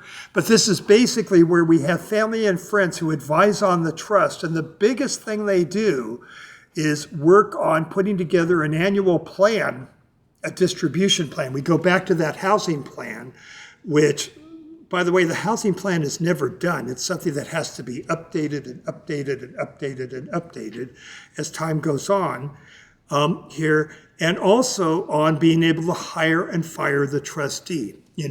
Keep this in mind. If Kathy's going to live for another 30, 40, 50, 60, 70 years, we may be changing trustees many times over the years. And part of this is always making sure that we have the right choice at the time. And there may be options in the future we can't even conceive of. So we go back to this. One of the key things when we're talking about disability planning, whether it's housing or whatever it is keeping your options open is always key here, because there are going to be things that are going to come up where needs are going to change, situations are going to change, resources are going to change, and we need to just keep adjusting as time goes on. These folks' needs are not static. Here, they're constantly evolving. And with the programs that we're talking about providing those services, they're constantly evolving, they're constantly changing. My hope is that my pessimistic way of looking at things is we're going to find is, was it necessary? And maybe that was me just getting all wound up over it. Maybe things will get better. Maybe things will get worse. But, part of this is making sure that we have a plan together with the resources that can adjust to whatever might come up. With that, I think it's time for a break here, and then after that, we'll learn more about legacy planning, and we will get into questions and answers. Once again, for those of you that are taking this for credit, please look out for those 3 codes. Good evening or good afternoon, everybody. This is Chris McCann. I'm the Executive Director of Bay Area Housing Corp. And I'm Madison Adams. I'm the Program Manager for Bay Area Housing Corp. And we're going to talk to you a little bit about our legacy program this afternoon, and so excited that you came. And I, first of all, before we get into it, I want to just say, Mary and Steve, that was a wonderful presentation on creating a housing plan, because what I think, as being a mom that has a daughter with a developmental disability, you need to know this stuff. And I've been doing this 25, 30 plus years, and I learn every single time. And there were things that you said that were important for me to hear. So thank you very much. Thanks for doing that. Let me tell you a little bit about our legacy program. Bay Area Housing Corporation was created over 20 years ago. And right now we own 53 homes for people with intellectual and developmental disabilities. And one of the things that we discovered is that we're really good at owning homes, and we're really good at doing property management. And what we also discovered is that there was a real need in the community for families that go, what's going to happen to my child when I'm gone? And one option that has come about over the last 20 plus years is the concept of a legacy home. And we thought, we worked very closely with some of our other partners in the state and have created the concept of a legacy, borrowing on some other models throughout the United States. And what was important for us is to come up with a model that families could donate a home. And when I say donate, that's a tough one, because donation sounds so, but to be able to pass along a home that their child will be able to use for the rest of their life. Steve, I heard what you said about what happens if circumstances change in a person's life. And I think that's a very important part to take into consideration. But we dreamt up the whole idea of a legacy home, and we have been researching it, and we feel that this is an option for some families, and especially for a family that would want their child to live in the family's home, and they also want to see other individuals from the community be able to live in that family's home with his or her child. And that, building that sense of community and being there. So we're excited about it. So I'd love to share with you a little bit about who BACH is.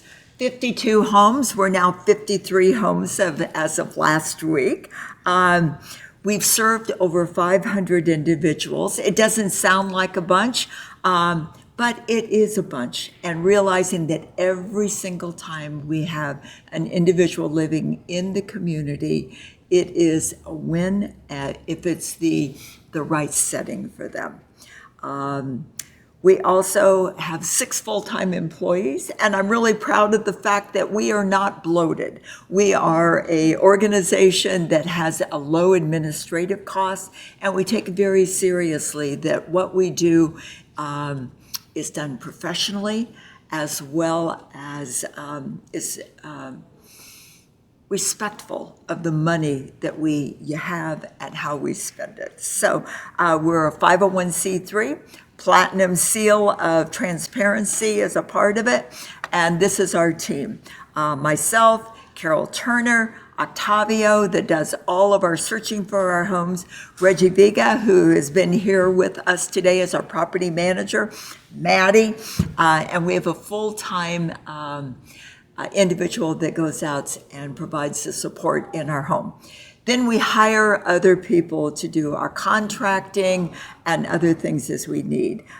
Suzanne Harrison is our incredible marketing person and then does all of that work. So that's the BACH team.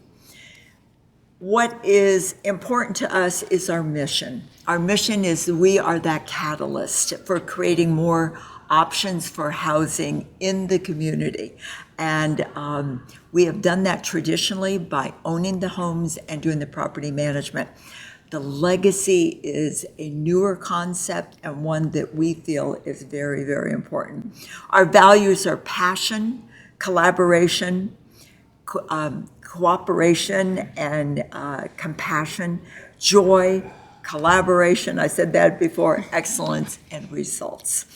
Our vision is that all people with IDD in the region have a host of options. And I talked about that a little bit earlier.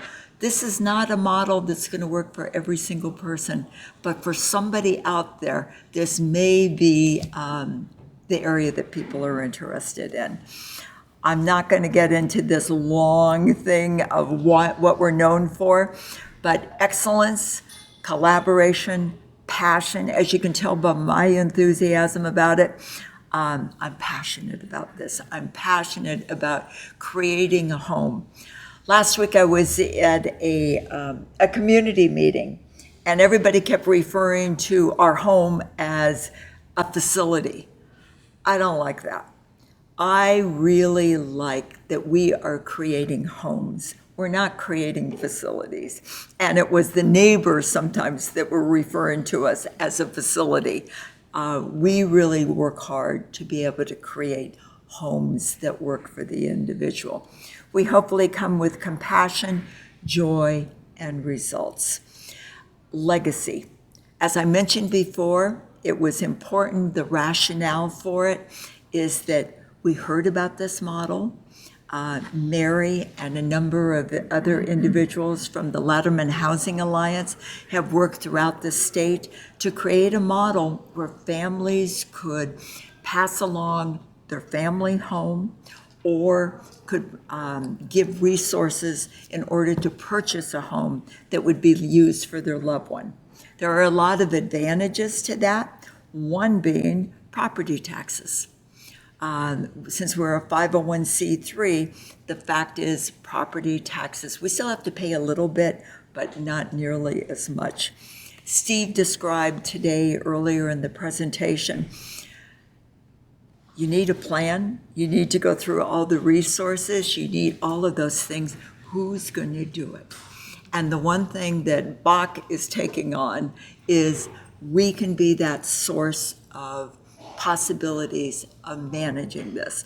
We know how to do the property management, we know how to keep the properties going, and we know how the system works and bringing together the partnerships. As you can see that we've gone through a whole list of when we were created, the legal consultants, the program development, all of that. But I think it's really important that we are, the history of it, it's been around a long time, and there's probably maybe 6, 7 active in the state of California, legacy homes, not that many. It's hard to do. It's hard to do. Taking a home and making sure that the resources are there to support that home. And we wanted to make sure that we're doing it and we're doing it right. In our audience today, we have Kathy and Chris, and they are our North Star shining stars, not guinea pigs, that we're working with closely in creating a legacy home. And Kathy has given a wonderful presentation of why doing it. And their family have searched different models and really found that the concept of a legacy home is one that they want to pursue with their son, Gregory. And Gregory having a home that he has grown up with, and to be there and bring in roommates are people that he knows, and the support system of the people that he works with on a day-to-day basis at his day program can provide the supported living. And we feel very good that that partnership will take place, that it's a home that is owned by the nonprofit, and it's for Gregory's use to be able to use this home for as long as he needs, and when he is no longer with, to be able to have other people in the community be able to use it as well. So Kathy and Chris, thank you very much. Sorry for my phone going off, but things happen as far as doing that. So I'm going to have Maddie talk a little bit about what the legacy program is all about. Yes, so Chris already covered it a little bit, but just to give you guys a little bit of a high-level overview of what exactly the program is.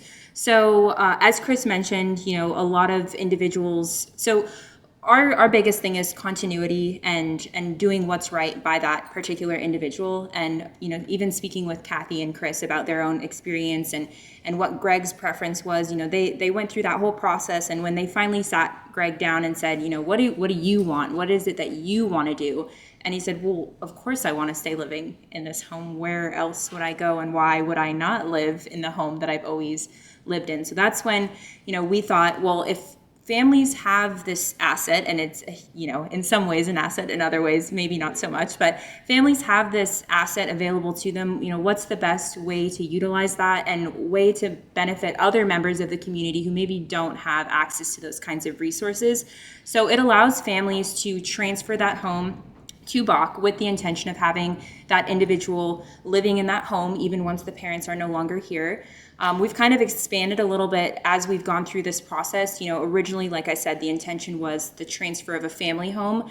As we've spoke with more and more parents, there are cases where they do want to go out and purchase additional property, maybe go in on it with a couple of other individuals so then they can all live in that home, but still have BACH come in as the property manager and as the nonprofit overseeing all of the logistics of the home. So there are a few different options, a few different scenarios that the program can play out, and we have a slide on that in just a second. But some of the benefits of this program would be, of course, peace of mind for the family.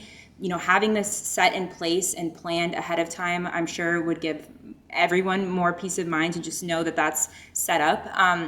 Of course, stability for that individual. They can live in a home that they're familiar with. It's a meaningful way to share resources within the community.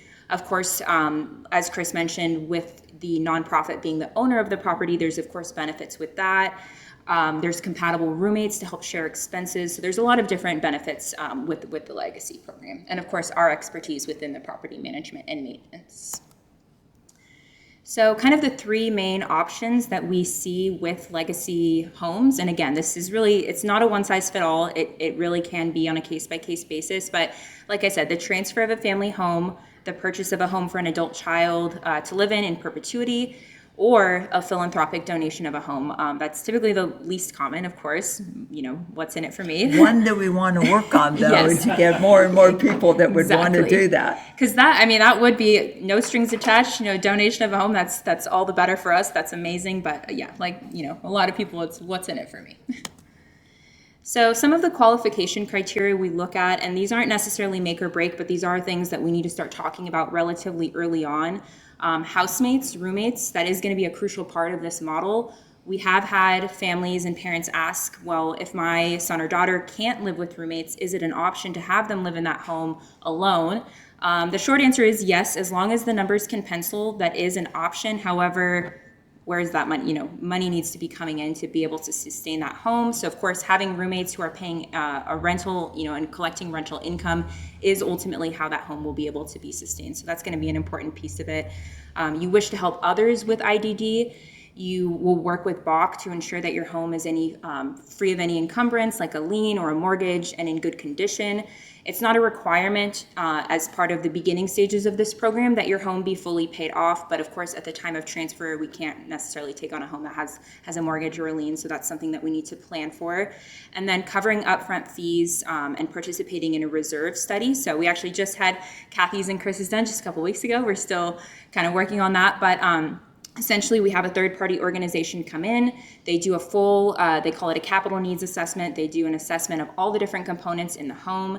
They come up with a report, and we use that to kind of determine what the reserve requirement will be upon the transfer of that home, and we'll talk a little bit more about that in a second. So, Could I just say, I think one of the things that we also discovered that it's very important not to just accept a home. And that was one of the things when the very beginning and when this concept of legacy came about, it's that, oh, great, you're going to get an asset. You're going to get a home. Well, I'll tell you, there's more of a liability than it is an asset because these will be restricted to be used for that primary resident to have this home, and it's to stay in the pool of serving people with IDD. So if you take, as Steve was saying in his presentation, you take a home, one of the worst things is not to have enough money to be able to service it. And we can't take money, it would not be prudent for us to take money from other resources in our pool of money we have and service this one home. So it's very important that we make sure the homes we accept have enough capital that are coming with the home to allow it to be utilized and utilized well. And when Maddie talked about doing an analysis, we have really taken time to find out, how old is that roof? How old is this? What is it going to take over that 70 years, as far as if that person lives to 70 years, how many roofs are going to be needed and how much money is going to be needed to be there? It may not be totally upfront, but working with that trustee, that there would be a way to replenish that money coming in, because we're not going to be doing fundraising for this specific home. And I think that's an important distinction. Thank you. So I won't go too much into detail about the specific program phases, but just to give you a little bit of a general overview. So we have what we call the exploratory phase. That's kind of the beginning stages. So of course we are connected with or get a referral for someone who's considering this as an option. This process can take, of course, any amount of time. This is really coming to a big decision on whether or not this is something that you and your family are going to even entertain. So we understand that this is really a relationship building process. You know, we would come out to the home just to do an initial visit, maybe invite you to tour some of our existing homes so you can see how they're run, and just really build a relationship with the family and make sure that all of their needs and wants and wishes are something that we can even fulfill. We don't want to make empty promises. You know, we don't want to find ourselves in a position where the family's wishes aren't being met. So we just want to make sure everyone's on the same page and that we're all being realistic. Once we've kind of evaluated the fit, we'll then move into a pre-agreement and agreement phase. This is where we draft and finalize all of our written and legal documents, such as a property transfer agreement. That document is more of a standardized document that we don't see changing, you know, on a needs basis. We would also, however, have a house plan, an individualized house plan. That's the living, breathing document that we would update on an annual basis or more often if needed. That's where we memorialize all of the parents or the family's wishes. So in Kathy and Chris's case, not to put you guys on the spot, but you know, no pets, for example. You know, they want an all-male household. Generally, they want people who are on the same schedule as their son, you know, hopefully and ideally people who are in the same day program as him. So things like that, you know, they're kind of outlining how they envision the home to be, and it's all going to be memorialized in that document. This is also when we would get that reserve study done to make sure, again, that everything can really pencil and make sure that we want to move forward. You know, it's a two-way decision.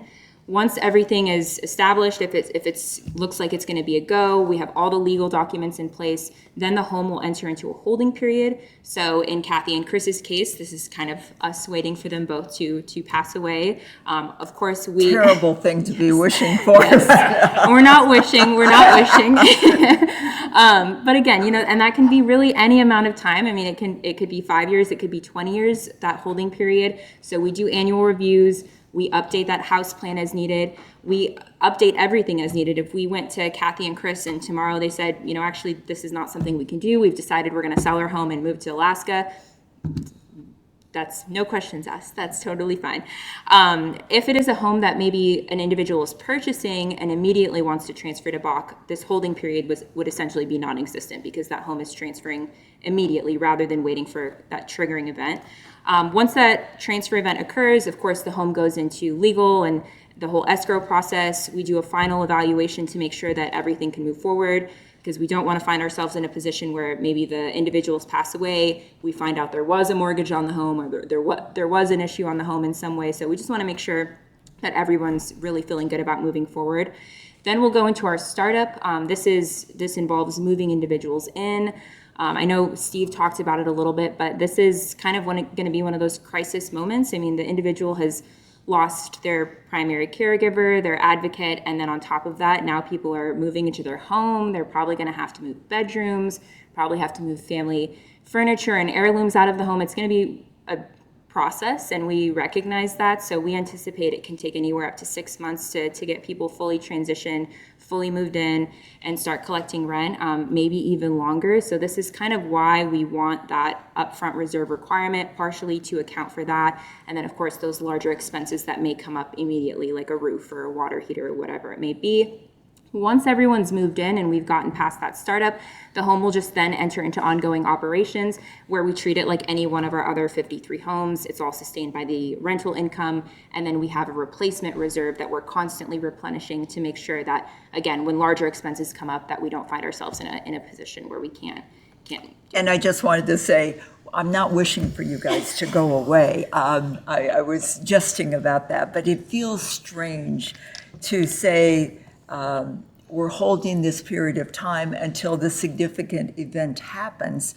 But I think it's an important thing to know the minute we say yes to taking this home, that something could happen, back to that bus, and the following week something happens to you guys, and that we're ready to take it. And I think that's why we take this very responsibly, of getting all of the information of what your desires are, of knowing what Greg's needs are, and the responsibility of the home, because frankly, we don't want this home. We want you to live a long and healthy life with your son, and knowing you get the peace of mind, knowing it's taken care of if you need it. So back to it being an asset, it's really a liability more than it, but it's a service. Why is BACH doing this? Because we feel we are really good at owning and managing these homes. Yes. And knowing families and connecting with families. It's just not a piece of property. It is a home. It is a home. And an example too, so we had a client, a SARC client, who was referred to us several months ago at this point. And, he lives in a mobile home, fully paid for. He's lived in it his whole life. He had purchased it after his parents passed away. Right. So he's lived there for about 10 years, I think. And it's fitted to his needs. He's in a wheelchair, so has everything set up the way he needs it. He has a caregiver who lives there. It's been the same caregiver for a really long time. And even though it's a home that's paid off, since it is a mobile home, of course, he still has his space fee that he has to pay. He has utilities. Those total to about $1,200 to $1,500 a month, a pretty insignificant amount of money considering how much people pay for rent, especially in this area. And he has a caregiver, again, has been there a long time and only pays a couple $100s towards the rent. And the individual is finding himself in a position where he was not going to be able to continue living there. His money that he had was no longer going to be able to sustain that. So SARC reached out to us and said, would you guys take this as a legacy home so that he can stay in the home? And for a lot of reasons, we had to turn it down. The home hadn't been, a lot of deferred maintenance. There was no money coming along with the home. If we came in, ultimately the rent would need to be raised to offset the cost of maintenance that hasn't been done. And he's already struggling to pay rent. So that's just really not an option. So there are situations where we do, unfortunately, just have to say no. Luckily, that individual got access to some other resources, so it all worked out for him in the end. So that part and is actually, good. We're going in and helping to make some modifications in his home to be able to do that. But that's a perfect example, Steve, of families that thought they were doing the right thing, and they set it up and got the home for the individual, but there wasn't enough dollars that came with the home, thinking, he lives on SSDI, and there's not enough there. And basically, he was kicked out of the program, by the trustees, saying there's not enough money there, which is an unfortunate thing. So we have seen the good, the bad, the ugly. And knowing when we say who we can work with, we're doing it for the right reasons. All And this is just a fun little infographic, but of course, the relationship that we see is having the client at the top with the utmost priority. It might be a little hard to read, it might be a little tiny, but with the trust protector, trustee, and family underneath, acting in the best interest of the client. And then on one side, we have BACH with the regional center working for the housing side of things. And then on the other side, the caregiving staff and the regional center working to provide services in the home. So it's a very collaborative effort. Oh, and then speaking of collaborators, so our, BACH has lots of different individuals and organizations and professionals that we've worked with. So we have access to referrals for special needs trustees, service providers, Homies, which is a really great roommate matching program. They actually just got vendorized by SARC, so individuals can use that to connect them with other folks who are looking for compatible roommates. The regional center, estate planners, and then Cradle 2, which is something that we're really excited about. So I know we've mentioned it, this upfront reserve requirement. We've kind of arbitrarily used the number to be $100,000. You're donating a home, let's say $100,000 needs to come along with it. We really don't. It could be any amount of money. Hopefully once we finish your guys' study, we'll have a good idea of what that's realistically going to look like. But of course, not all of us have access to an extra $100,000 sitting around. So Cradle 2 is a creative way that we've kind of come up with and worked with them to be able to fund that reserve requirement if you don't necessarily have the monetary resources. So, do you want to explain this? Yeah, Cradle 2 is, I think, one of the more interesting concepts. Lev Mass, who is a entrepreneur, Silicon Valley, who is a entrepreneur that tries to come up with creative ways to solve problems. And he is using life insurance as a way, and just think of this, that if a individual,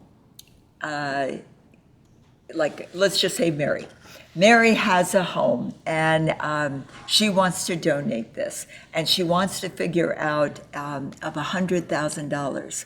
And let's say Mary is now in her early 40s. So let's go back in time and Mary's in her early 40s. She can make a donation, certainly through our entire legacy program and through Cradle 2, be connected and make a donation to BACH.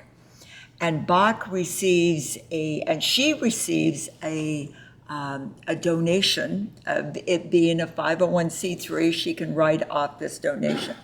They figure out, Cradle 2 would figure out what her payments need to be in order to achieve that $100,000.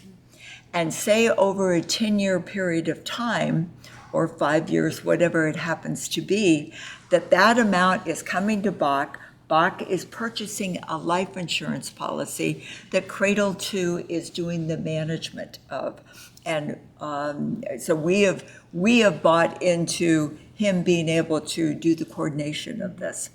So her payment can basically be, let's just say, if there's a $100,000 legacy gift, and why don't you go to the next one? It's not on here. It's just really small. It's a little hard to read, but the example we have here is Brenda plans to donate her home to BACH. Brenda decides that she wants to leave a $250,000 reserve requirement to BACH. So she donates $300 a month. Her employer, with corporate matching, of course, that's not available to everyone, but assuming that that's available, her employer matches her the other $300. She makes those payments for 10 years, and then upon her passing, BACH gets the payout of $250,000. Separate from the Legacy Homes program, of course, this is a great way to give back to really any nonprofit of your choosing. The nonprofit is the owner of the policy. So in Kathy and Chris's case, if they decided to pursue Cradle 2 and go down that route, and we did 5 years of payments, and then they decided that they're not going to do it anymore, or they got an inheritance and they don't need to do it anymore, whatever the case may be, we can make the decision to still continue making those payments and still get that payout at the end of when you guys pass away. So, it's a great way to donate to nonprofits in general. It's a really and what would be interesting wonderful concept. too is that amount literally would be partitioned off only to go to your home. So it's not going to BACH's general fund or anything like that. It would be partitioned off to support Mary's home. for her son, her nephew, Nicholas, as far as doing it. So I think it's a very creative program, and Cradle 2 literally would be doing all of the management of the collection of the money, all of those type of things. And as Maddie said, this is for any type of a nonprofit, and I think it's a very creative way to give it. And I know we talked about life insurance. People can do it through life insurance as well. But what I thought was creative is that you're getting a donation by donating it to the nonprofit, who's then insuring your life, and you're getting a write-off on your own life, and we're getting the benefit of it. So it's a very creative way, something different than what I've heard of. Institutions, schools, large schools do this all the time. And I think this is new for our nonprofit world, of thinking how to take advantage of doing this. But that's another way to be able to raise some funds that would be able to support that requirement. And then I want to make sure we have time for questions at the end. So this is just a couple of our differentiators. So we've mentioned it a lot, but separation of housing and services is probably the biggest takeaway from this slide, because then if one goes under, then of course you don't have to necessarily worry about the other one. We've heard and seen organizations that do it that way, and if it works for that family, that's great. But what happens if you're living in that home? Maybe the needs change, maybe a caregiver leaves, quits, gets fired, and they don't like that agency anymore. Now they have to move out of the home because it's tied to that agency. So we think it's really important to keep those things separated. Again, we have tons of property management experience. We've been doing this for over 20 years. So we really feel like we've honed in on what's important and how to make it as efficient as possible. And this is just kind of the sample income and expense analysis, budget planning that we would do. This has more to do with the monthly expenses. We've accounted for inflation in here. This isn't necessarily to do with the actual reserve requirement. So this gives more of a breakdown of examples of what people could be paying for rent and how that would translate to making sure all the expenses are paid. And we wanted to make sure that the roommates that were living in the home also had an affordable rent. And that is another key part of this thing, is that we need to make it affordable for them to be able to live in the home, but enough money there to have income coming in that supports the home. And I know we've gone back and forth sometimes about, should the primary resident pay rent? Well, if we can make it be that they don't pay rent, wonderful, but we still got to make it, at the end of the day, it pencil out. So the goal would be to make it, since you're basically donating a home or passing along a home, transferring a home, it would be great that there isn't rent, but we certainly will try to make that happen. We would love if no one had to pay rent. Right, yeah. All right, and then just as being part of the Legacy Homes program, of course, you're considered a Legacy Homes member. All that this really means is that we appreciate and hope that you would act as a sounding board. And Kathy is a perfect example of that. I mean, every event I go to, she's always there and chit-chatting it up with people if she's able to, and just really finding out what people's concerns are and ways to make the program better. Of course, as we've said, it's a newer program and we're always refining it. It's constantly changing, constantly improving. So we just appreciate that. And I think one thing also, people are, what happens if BACH goes away? And I think that's always, Steve mentioned, things change over that period of time. Like our other 53 homes that we have, we are working with the regional center that they would find another nonprofit to take over our homes, and that portfolio would be moved along as well. So that continuity. Now, what happens if the regional center's not around? What happens if this isn't around? I don't know. But we're trying to think of all the possibilities of things that could happen. The long term is that the stability of a home and having it there, and finding those partnerships with those providers, because we will need to work very closely with whoever that provider of service is. We would hope, if it was, let's just say in Gregory's case, he has supported living. Hopefully, there will be other individuals, or will have supported living, or in the process of supported living, and other individuals would also be having supported living. So there's a benefit of one agency being in the home. But again, back to choice. There may be a roommate that decides, "No, I don't like that agency anymore." We need to leave room for the possibility of choice being there. So there's not one easy answer, but the one thing we can do is homes and how to create a home that has a longevity of keeping it valuable and valued in the community. So that's a little bit about legacy. We're excited to be a part of this with Mary and Steve and the Golden State Pool Trust and the Dale Law Firm. And any questions? Yeah. Oh, So I'm going to repeat the question. We're going to repeat questions, okay? So the question was for an individual to move in as a roommate, if they are required to have some sort of Section 8 voucher, or how will their rent be funded ultimately? We would accept Section 8 vouchers. I think it's important that we walk the talk of being responsible landlords, and I think we would be talking with the families in the very beginning, and I would assume, again, assumptions are not good, but assume we would love to take a Section 8. We want to make it affordable as much, and in some of our scenarios, we've got $500, $600, $700 rents. There may need to be a supplemental charge that families would be needing to pay. We also are doing private fundraising because we would love to have our own funding that could help support the individuals that may not be able to have their own resources coming in. We don't want this to be seen as a home just for those that can afford. And I think that's one of the reasons that Chris and Kathy were generous in creating this model for their own home, is they want to see their home used for other people that may not have the resources to live in a beautiful 5-bedroom home in the Fremont community. So we value that, and hopefully we can make that happen. So this is all around our intention and putting it in writing. That's all of the documents that we're working on right now, but a housing plan. So in answer to your question, Section 8, yes, as low of rent as we can get, and using our own funds to help supplement some of the individuals that may not have the funds. Yeah. How about property taxes? Is this treated any different, being that you're a nonprofit? Yes, the question was about property taxes for a nonprofit. So we do still pay a very small portion of the property taxes, but we're not subject to any of like the Proposition 19 reassessment, all of those kinds of things. That does not apply to us. So the property taxes are significantly lower than if it were a private individual or an LLC or something. And remember, we will have individual leases with the individuals in this home.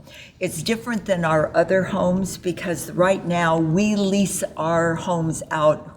Basically, the regional centers tells us who we lease our homes to, and it's either a for-profit or a nonprofit. If it's a for-profit, we still have to pay property taxes. It doesn't, just because we own the home, it goes where the leases go. So the individuals, we would have individual leases with the individuals that are living in that home. And since we're a nonprofit, but we need to factor that in, Steve, when we're figuring out the rent for everybody. But that's significant. That is a significant amount of money that there would be a savings. And going back to the rent for a second, again, this is more of a philanthropic donation, so I'm sure it's not going to be a common situation, but if there were, Kathy and Chris, to use you guys as the example again, if you felt so passionately that I want people to be paying well below market rent, if you left a larger reserve behind, that could potentially be a possibility that the rent could be subsidized for a longer period of time. Because if the home comes with, let's say, $1 million, we're pretty set for a good chunk of time. So maybe we can kind of subsidize that rent a little bit. So that is an option too. Any other questions? Yeah, Steve, Ted. The question was about risk and looking at taking a home and the family member is no longer there, and the primary resident, the child, is not getting along with the roommate. Who has the, I hate to say the Trump effect, but literally, who has priority in that home? And it would be the primary resident. So if somebody were to leave, and that's the documentation that we are in the process of creating, they get precedence over other roommates. And that gets tricky. We all know that that can get tricky, but we don't want to back to evictions and all of that. In our agreements, we need to have that understood when roommates are coming in, that literally these are the house rules. And literally, if somebody is not getting along with somebody, if there's a situation, literally the primary resident is the one that ultimately is going to stay. And we would do, of course, our due diligence of making sure that the roommates, and of course, I mean, I've had many roommates. I know things can change at the drop of a hat. You know, situations can change, personalities can change, but we would do our due diligence in making sure that personalities are a good match and making sure there's introductions and, you know, maybe a roommate interview of some kind with the two individuals to make sure that it is, you know, going to be a good match ultimately. But we primarily are also, Ted, as I'm saying this, we don't know. Honestly, we don't know. Our desire would be the supported living agency would know who works well with each other as well, because we're not as active on that. But that is a risk, and that is one that but the primary resident will literally be the one at the top of the food chain. Any other questions? Does that still scare you? I may be going down. The question was if an individual in the home loses their supported living, how would that be handled by BACH? Are we going to go in and assist them with that? No. We need that separation of who is providing the support. So when Kathy and Chris are naming their supported living agency, we are working with them, and the trustee would be continuing to work with the supported living agency. We are a good conduit, and we can get people talking to each other, but we can't go literally we can make recommendations, we can work with folks, but we're not going in there and finding it. One of the questions that I thought you might ask in relationship to your son, let's say there's a family member that wants to live in that home as well and provide services for your son during that period of time. Would that work? Absolutely. We're not, in some of our other homes, we couldn't do that because only the people that have developments of disabilities can live in our home. Way we're setting this up, it would be people with IDD and or staff as far as doing that. So there would be the possibility that there may be a roommate situation, and families, parents have even asked, can we stay in the home and provide some support even if we do this transfer and start things out this way? The name of the game is flexibility, and as we hope we can be as flexible as well as using good legal advice of what we really can do and can't do. And also, if an individual does lose SLS, ideally, of course, they would be in communication with their service coordinator, so that would be a resource for them as well. So we would communicate with them about that. Yeah. And hopefully, with supported living, is that people are sharing staff. So hopefully, that to me is, I know when we met with the executive director of the Regional Center of the East Bay, it was like 2 people can be served by one supported living agency. Maybe 3 people can be supported by a service living agency. So literally how to expand the number of people being served in a home rather than one to one agency, one to another agency, one to another agency, how you could be able to share that. Any other questions? Got about 20 minutes left. Oh, I think we're all done. dying to go. I think I we're see done. you sitting over there, Chris. I think we're done. think Thank we you can very call much it. for the opportunity. We do have a QR code. If people are ever interested, be sure to contact us and we'll get back to you. And we can refer outside of our areas to some of our other partners in other parts of the state. We want to stay in this community right here, in the greater San Francisco Bay Area. But there is a need for this up and down the state of California. Mary? That was the question. All right. Thank you very much. Thank you, everyone. Okay. Anyway, I want to close this out and thank folks for viewing. And with this program, a couple of things to remember. One, if you're taking this for credit, look for the 3 codes here, and you can download the paperwork for credit by going to gspt.org and look for the link for attorney resources.